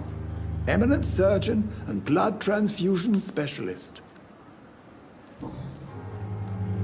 You're exhausting yourself, Corcoran. Maybe you should think about preserving your strength. No, we must keep on healing all those poor souls. We are the last rampart before chaos. Once more unto the breach. Nurse Brannigan is worried about you, Doctor. She should not have told you that. I will have a word with her. You don't have to blame her for her honesty. I'm not that kind of man, my dear Jonathan. Actually, Nurse Brannigan's opinion is the only one I may listen to. What is the Pembroke Hospital situation? This hospital is not exactly the best of London. I'm sure you are used to working in a better environment.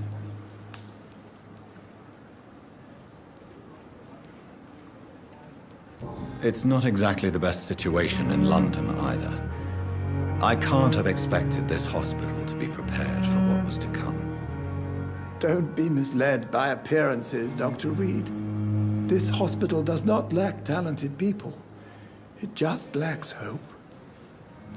What can you tell me about? Some are really good, and others are not so good. But during this troubled period, there is no time for slander. I prefer to focus on the positive character traits. Tell me more about cherished people, then. Nurse Brannigan is a pearl. She is the most helpful and dedicated nurse I've ever worked with. A clever and cheerful woman. You really seem to admire her skills. I'll go even further. If she was a man, she would be a damn fine practitioner. Any opinion about the management? I don't always agree with Dr. Swansea's reserve, but I must admit he does all he can to keep this facility running during this crisis. Ah, yes, the burden of command. I was fed up with this concept while serving as a medical officer. Don't get me wrong. Swansea's a good administrator. I just wish he would get out of his office now and again. What is the pet? It's not... Don't...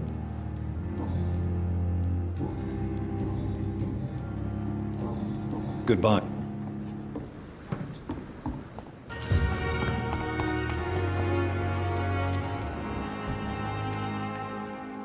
Good evening, Nurse Hall. Good evening. Goodbye.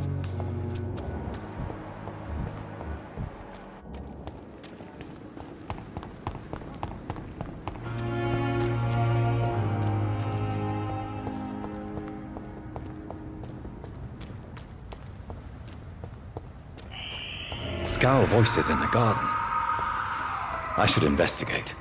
If they were to find somebody.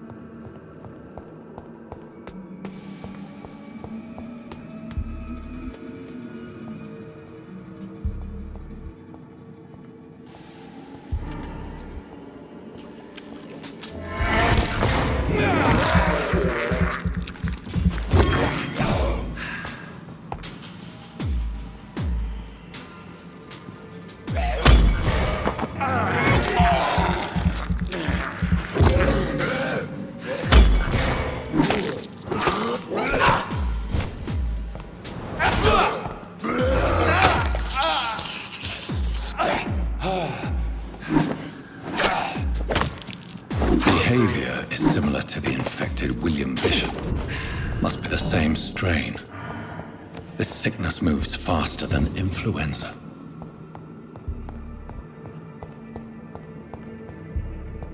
Balls of Mars, fortifiers. As popular as they are ineffective.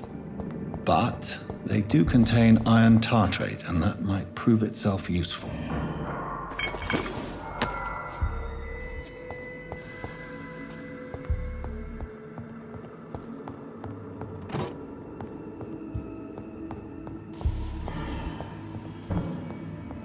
This key will surely grant me access to the basement.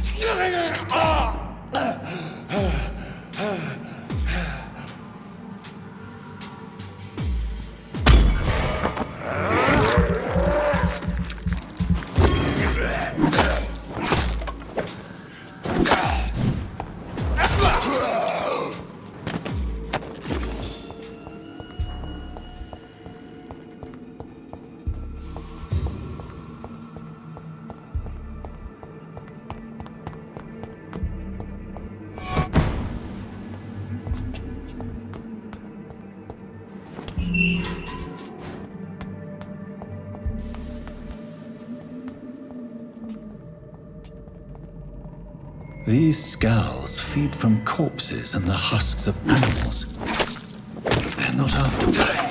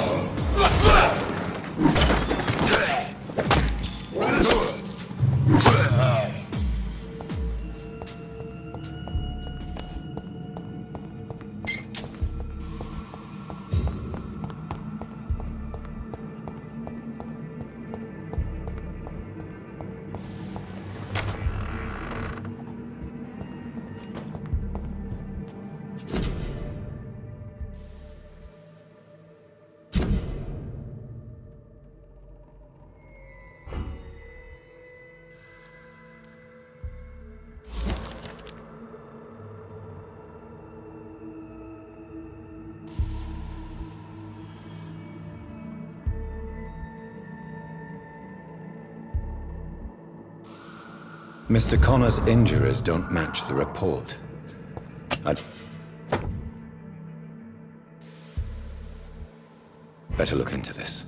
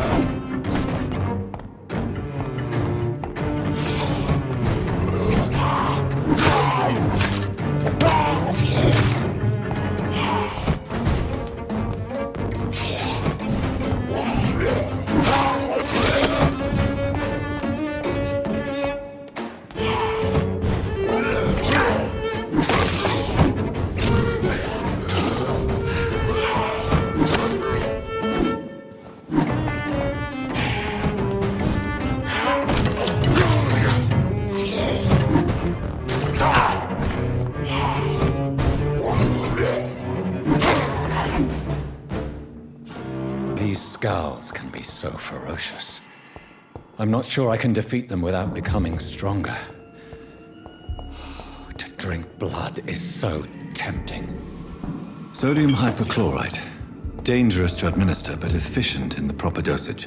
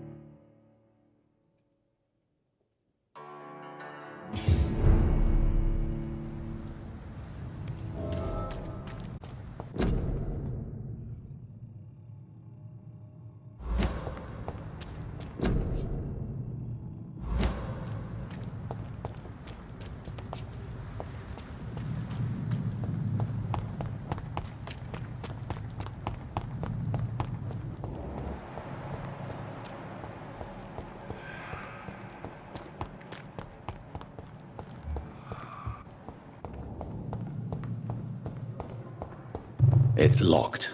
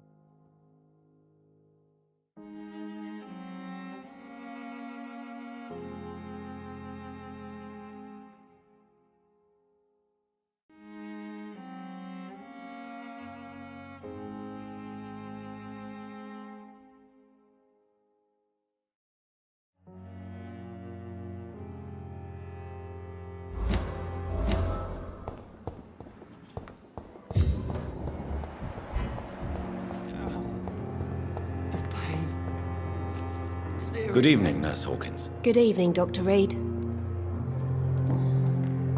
Pepper, are you sure you want to leave this hospital? To become a nurse was a little girl's dream. But in the end, I don't feel that useful. I want more. I want to make things change. You should be proud of what you've achieved. This hospital represents hope for many people in need of help. Maybe you're right. But at the moment, I feel like we're just a cemetery waiting room. Goodbye, Nurse Hawkins.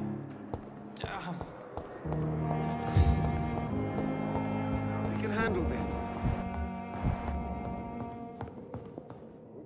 Finally, you've returned, Doctor.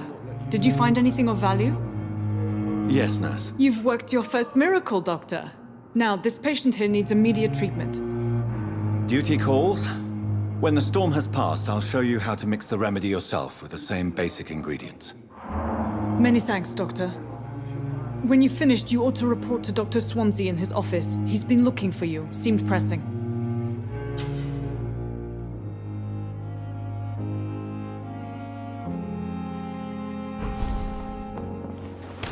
Don't waste your time with me. Good evening, Mr. Goswick. I'm okay. Do you need any help? I'm afraid I may, sir. I don't mean to be a burden. You are not a burden, sir. Healing you is my responsibility. And you have my gratitude for that. I have to go now, sir. Good evening, sir. Doctor. Brilliant minds in London.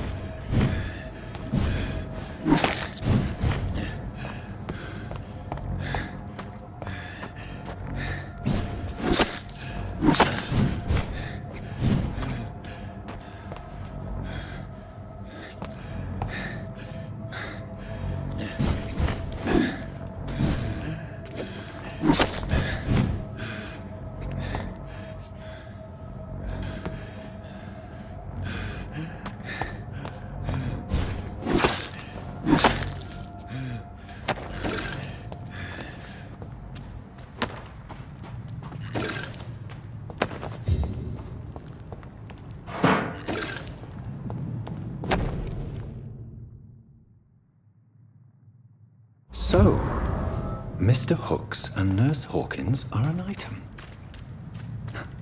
Those two have hidden their affections well.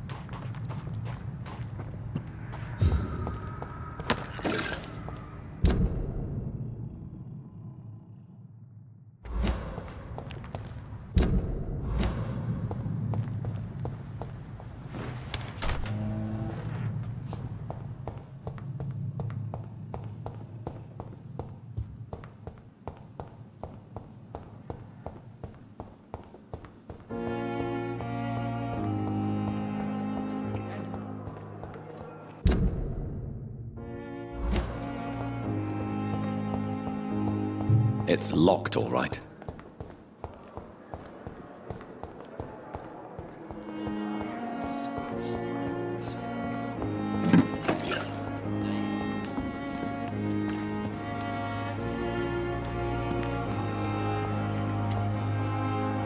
Good evening, Milton. Good evening, Doc.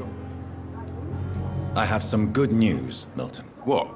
The epidemic's over? I retrieved your wallet with all the money and a certain picture. Well, yeah, Pippa Hawkins is my girl. So what? Is it the difference of skin color that bothers you? Not at all, Milton. Good. Please, take this money anyway. To remind you to keep your mouth shut. Not everybody is as broad-minded as you, Dr. Reed.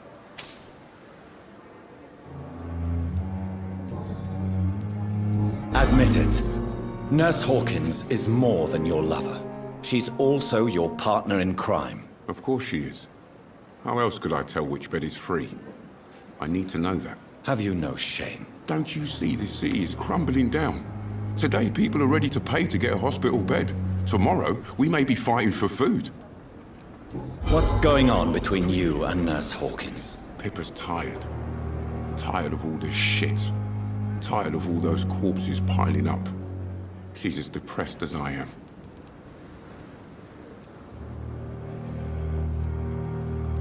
You do realize you could both get fired. Hospital staff are not meant to have intimate relationships with one another. Come on, Dr. Reed. Do you know how many rules are broken in this hospital every day just to keep it running? There's nothing wrong with what we're doing. During the war, I witnessed a few couples just like you come together in difficult circumstances. It can be very damaging. Maybe you're right. But we support each other, and that's all that matters. Do you know that Nurse Hawkins is thinking of leaving the hospital? That's not a surprise. We've talked about it already. Does it not bother you? Sometimes I think she may be right. We should run away while we can. Question is, where can we go? Where is it safe? Goodbye.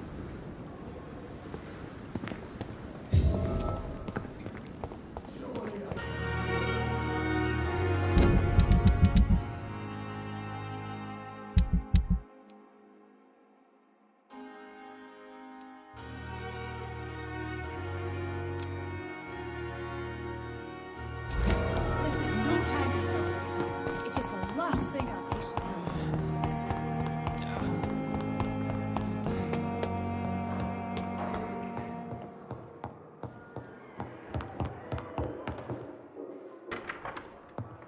Please, Jonathan, come in. Fascinating, is it not? In the last decade, so many mysteries have been brought to light with our microscopes. The human body, biology's penultimate frontier. The more we explore its boundaries, the less we're able to trace a clear line between life and death. You, my friend, have a foot in both countries. The view must be vertiginous. It's at least as vertiginous as chatting about vampires with you, I would say. This must be all so new to you. This area of town, the hospital, a brand new life. How stimulating it must be. I wish I could share your enthusiasm, Dr. Swansea, but my condition defies scientific categorization. Undead? Unalive? Immortality defies logic. I cannot express my thrill at this serendipitous turn of events. The world's most eminent specialist in blood transfusions, a vampire. One might say a gift from heaven.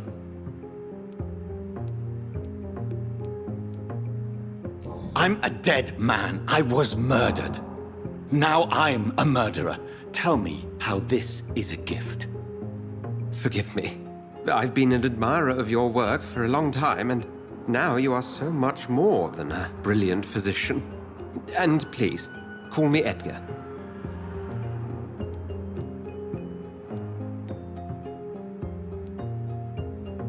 There is no need to apologize, Edgar. You offered me sanctuary when I had none. Very well. I have a task for you, Jonathan. Something that will require all your newfound skills. Please, go on. The Pembroke only survives through the generosity of our benefactors. Unfortunately, our main donor has found herself in a bit of a bind. Now, if you could help her out... A spokesman or politician is what you need. That's not my calling. And until I come to understand what has happened to me, I require discretion. Discretion is in order, Jonathan. Lady Ashbury has recently received rather indelicate correspondence that, if revealed, would jeopardize her position. And you would like me to eradicate this threat? By the stole, of course not. I would just like you to pay her a visit. Her ladyship is certainly near the tents outside, tending the sick. You can't miss her. Look for someone impossibly delicate. Accepted. I'll see what kind of trouble Lady Ashbury is in.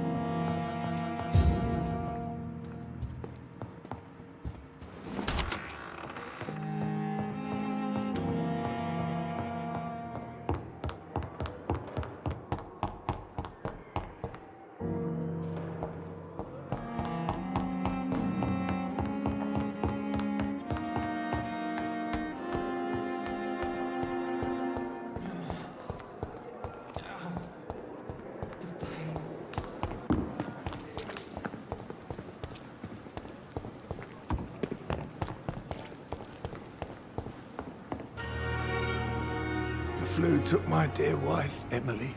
I take comfort knowing we'll soon be together again. Mr. Rainfield, that's no way to talk. You're in good hands here, and we'll be up again soon enough.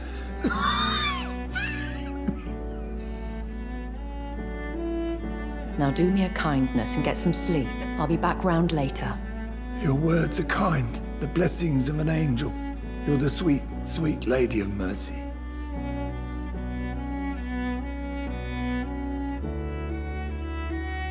Good evening, Dr. Reed. It's a pleasure to see you again. You seem surprised.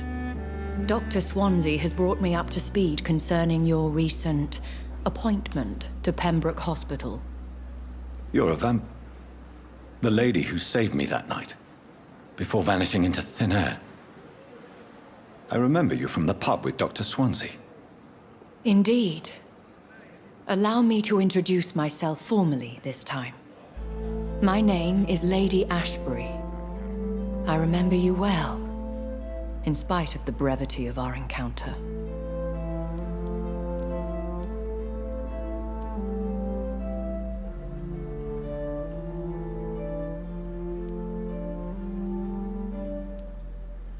Apologies. You've taken me by surprise. I'm very happy to see you. The pleasure is mine, Doctor. I hope you're more disposed to answer my questions now. You must have countless questions, but our rather urgent matter first. Swansea has explained. My cover, if you prefer, has been compromised. Have any of the patients given you trouble? These poor souls have so little left to live for. I do my best to ease their pain.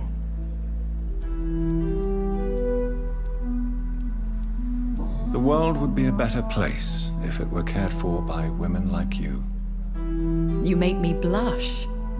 I am simply a necessary evil. Pardon my boldness, your ladyship, but As a newborn, your hunger for answers is rivaled only by your thirst for blood. But the questions need wait. I'm a scientist. My trade is in the deciphering of mysteries, and I need information to feed my mind. I will gladly answer every question you have, but first, prove yourself capable of resolving my predicament without eating the culprit.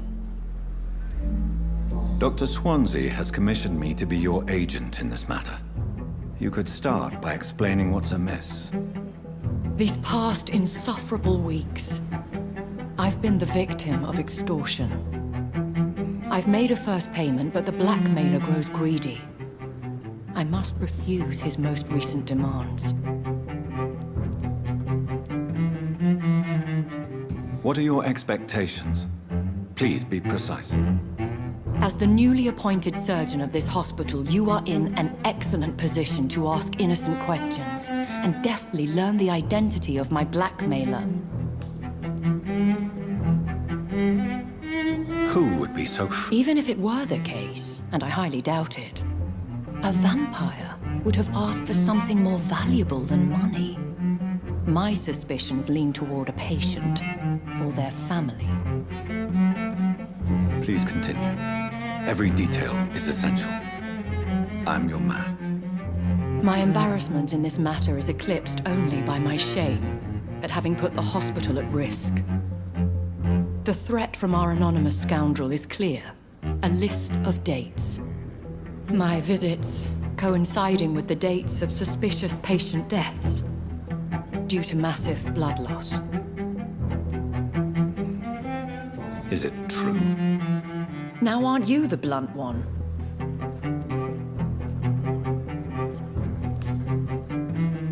Excuse my impertinence, your ladyship.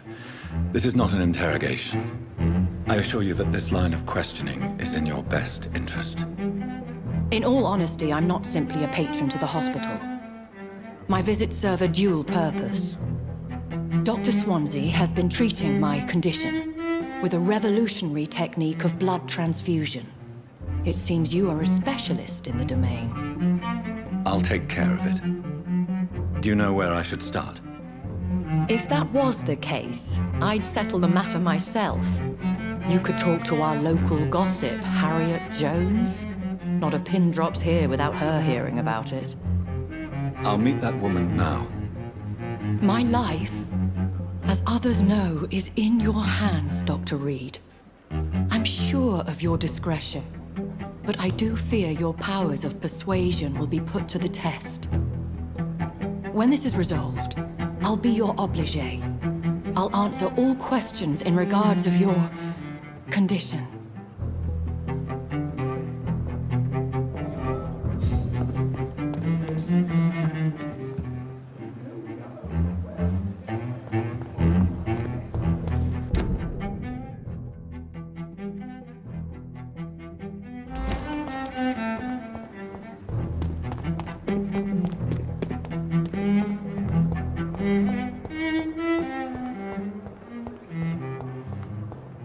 Simpletons, these nurses. Bred with no respect. What is this? Who are you? Get out of my room. There's no need for alarm, madam. I'm Dr. Reed, the new surgeon. Preposterous. Dr. Reed, you say? I don't want some bumbling intern. Where's Dr. Swansea?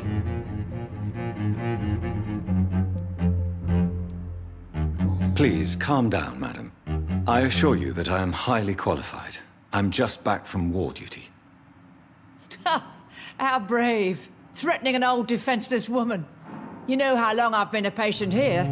You've picked the wrong fight. I'm Harriet Jones. Harriet Jones? Indeed. I've been meaning to have a chat with you. You know what goes on here better than any other patient, I gather. Oh, better than any patient, nurse or doctor. I've seen so many vile undertakings. I heard there have been some despicable goings-on.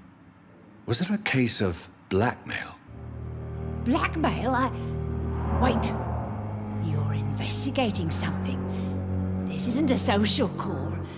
One of those incompetent cunts slit a poor sod's vein.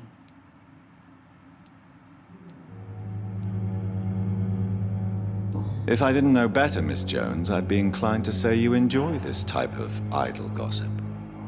God's honest truth, Doctor. It's just the way it is here. Most of these bitches would let you freeze to death before getting you a blanket. I assure you, madam, this is not an investigation into a possible medical error. Debauchery, then?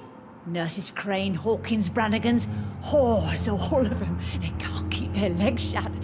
I've seen them scratching slutty sores. Really?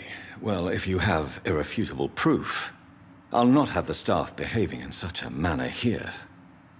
This is your business, Doctor, not mine. But I swear one of the nurses is cavorting with some man on hospital hours. Thank you for your time, Miss Jones. You've given me something to go on. See you on the next round. The patients and staff might know something. I'll start my investigation with them.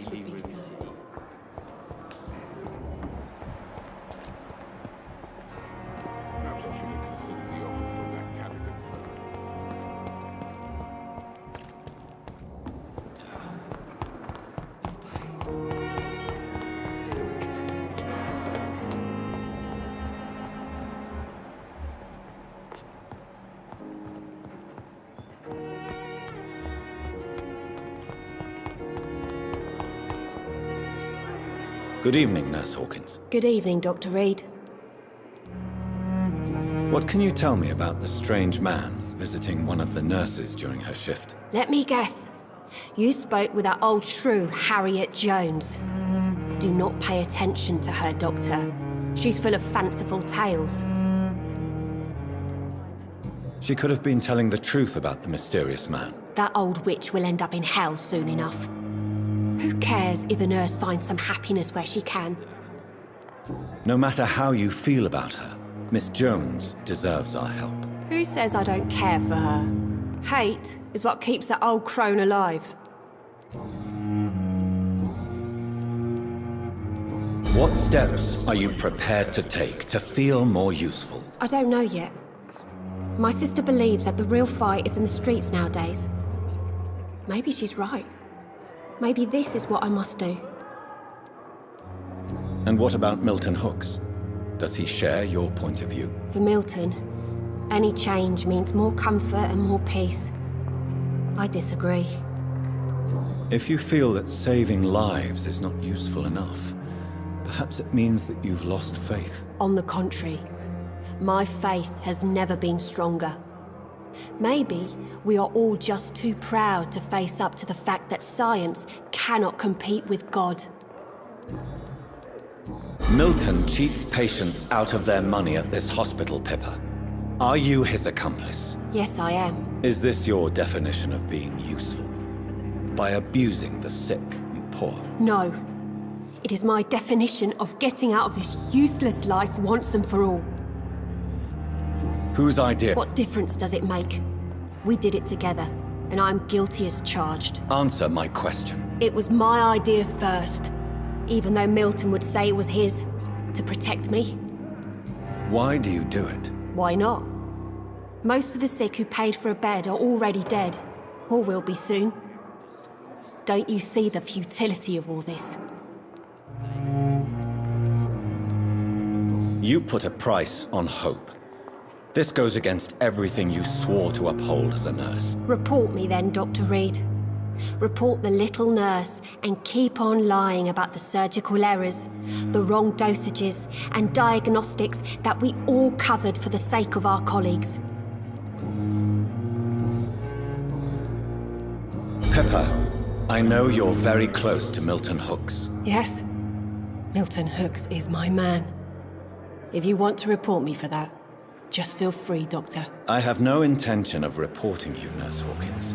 But are you aware of the risks? The rules say I won't be allowed to work as a nurse anymore. But here at the Pembroke, we break rules all the time. Is he worth the risk? Hey, I'm no perfect woman, and Milton is not the finest bloke. But we do our best to get by. That's all any of us can hope for nowadays. Goodbye.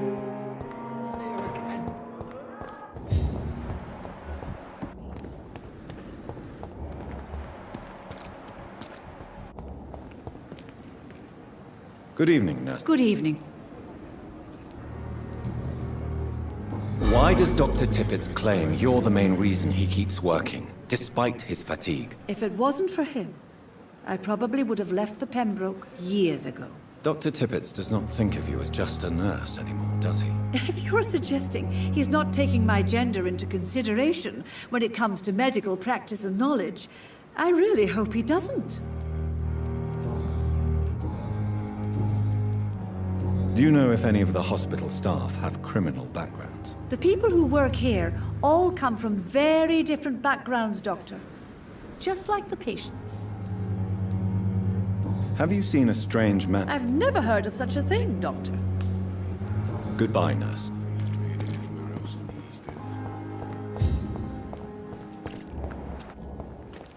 What must I do?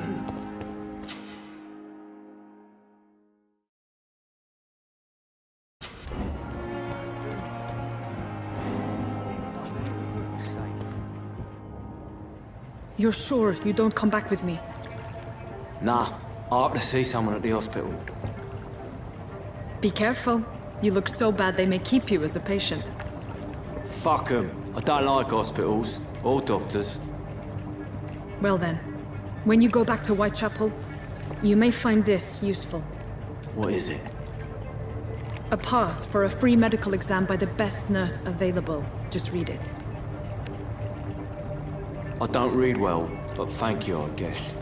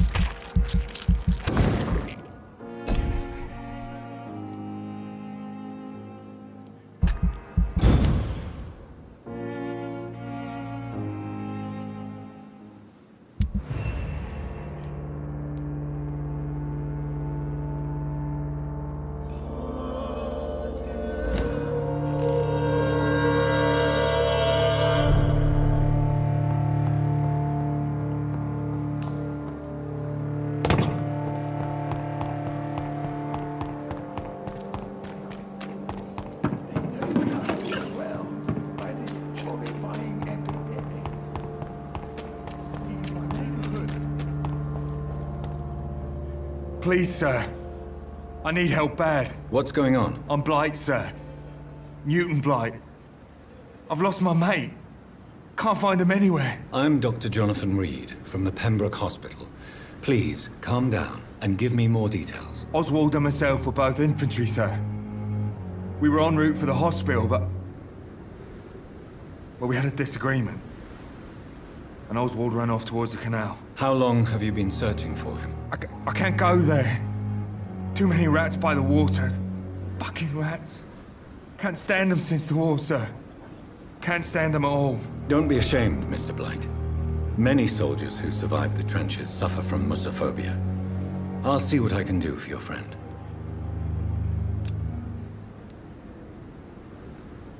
What can you tell me about yourself? I'm Oswald's best friend. We served in the same regiment, sir. We've taken care of each other since we came back from the front. Where was your friend the last time you saw him? He went down by the canal. He didn't want to go to the hospital. I think he went to the sewers on purpose. So I couldn't go after him. This is a dangerous part. We were looking for the Pembroke Hospital. We both need help. Treatment, I mean. To get some sleep. Just need to feel better, sir. What can you tell me about your... His name is Oswald Thatcher. I have all the information I need. Thank you, Doc.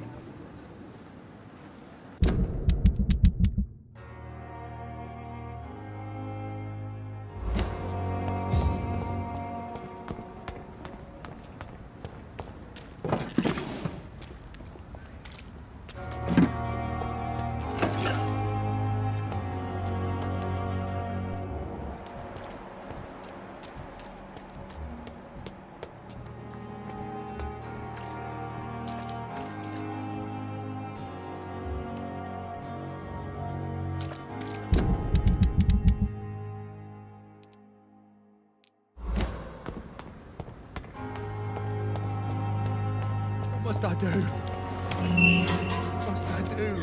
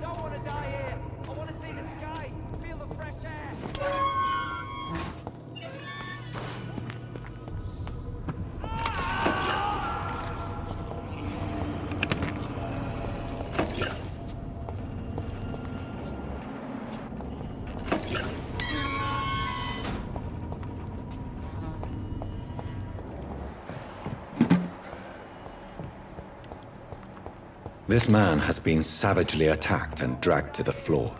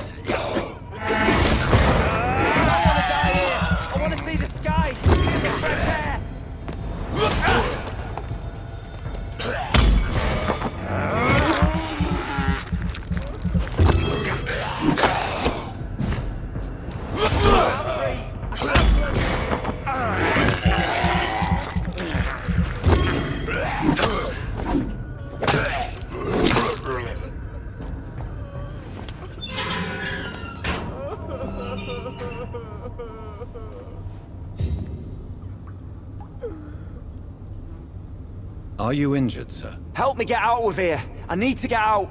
I'm Dr. Reed, and I'd be glad to help you, but you must calm down first. Please, take a deep breath and tell me your name. Okay. I'm Oswald Thatcher. Please, I need to get out!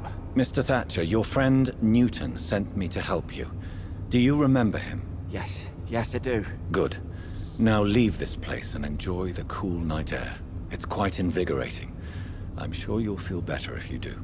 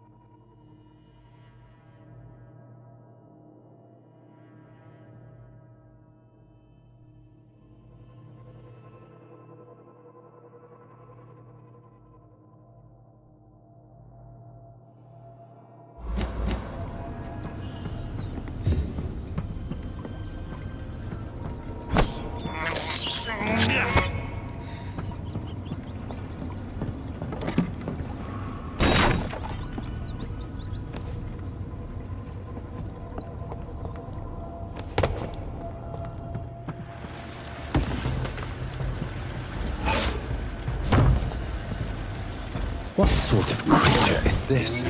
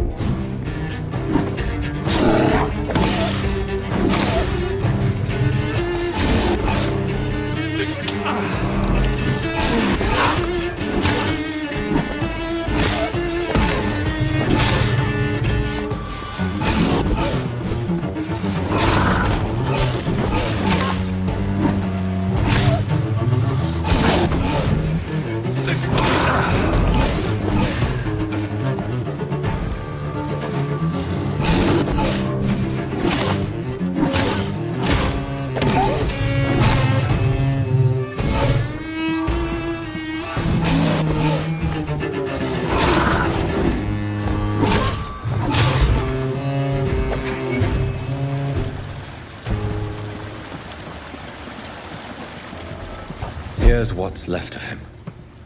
Not a lot to check, but I should anyway.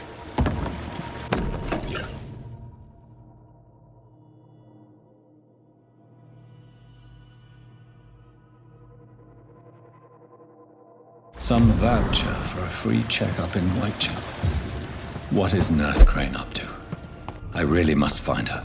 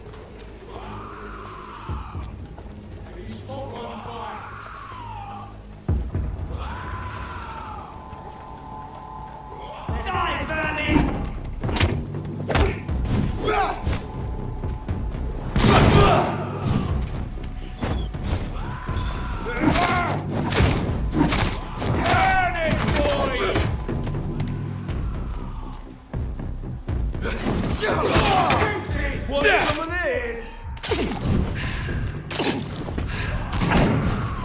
I'll put an end to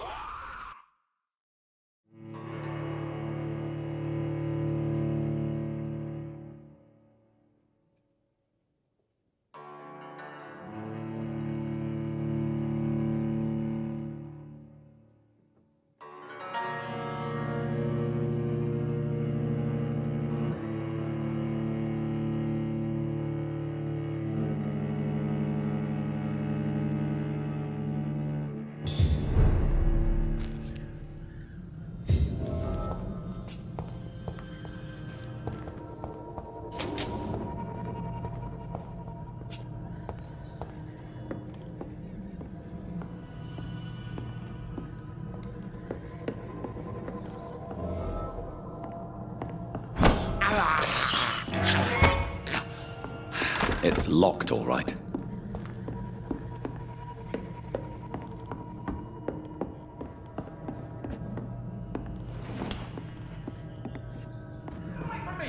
Don't touch me with your disgusting hands!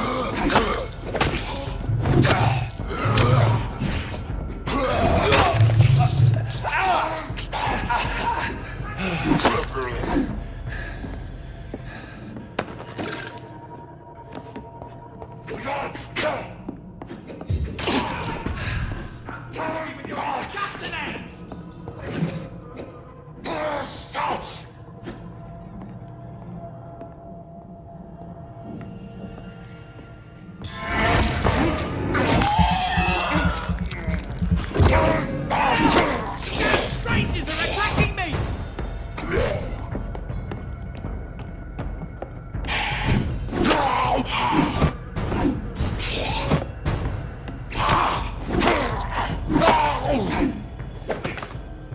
Get away from me! Don't touch me with your disgusting hands!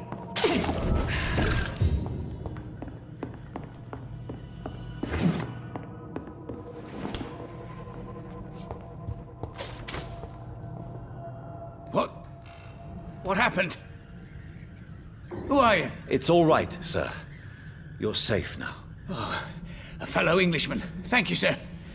For a moment, I thought those bloody heathens had killed me. What are you doing here? This place is not safe. Yeah, it's a cesspool, but it's mine. I came to collect some overdue rent, but those who still live here have gone completely bonkers. You're very lucky to be alive. Yeah, filthy immigrants. Fucking savages, every one of them. And now with this bloody fever, they're just animals. You can find safety of sorts in Whitechapel. If you're quick and cautious, you'll be able to avoid the savages.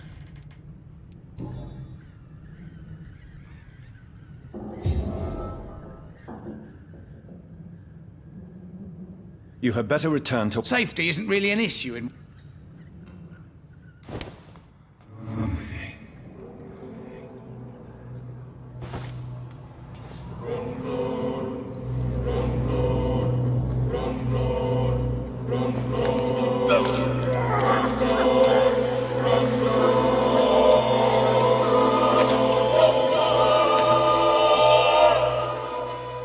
Was I that evil to deserve such punishment?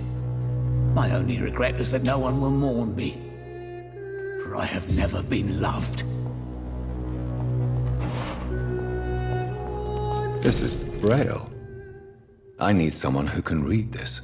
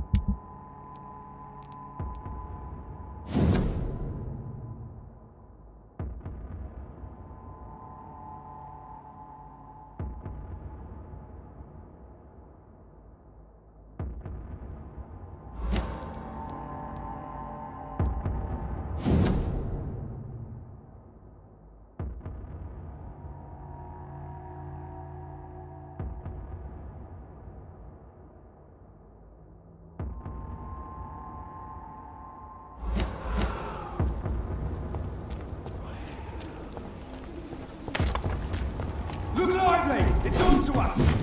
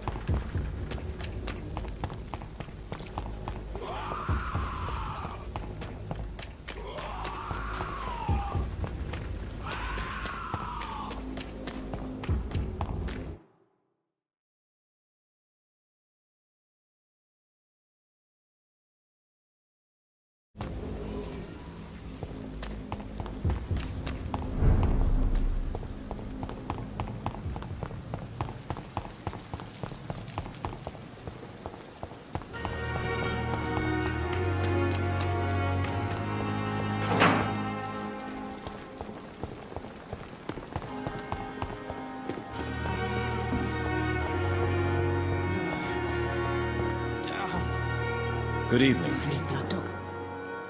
I have made inquiries about the men who were tracking you, Miss Howcroft. I did not expect a mortal to have this sort of courage. Speak, Doctor. Why are they hunting me down? It was a misunderstanding. These hunters were in fact looking for a very different creature, but they mistakenly put their sights on you. I knew it. I have become undone. Those hunters have discovered me, but they don't know what I'm capable of. If you'll accept some advice from a petty mortal, I think you should assume a low profile and just quietly disappear into the shadows. You are right. And you have served me well, mortal. Take this as a reward for your time. Perhaps I will allow you to drink deep of my blood. One day. Thank you. I'll keep that proposition in mind. Tell me, Thelma, what do you really know about vampires? I saw one and he saw me.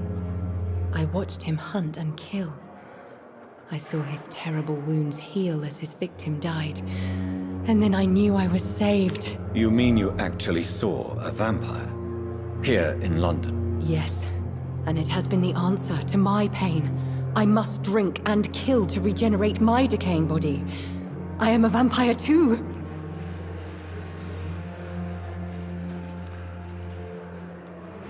You have no idea what problems your claim could cause if heard by the wrong people, Miss Howcroft.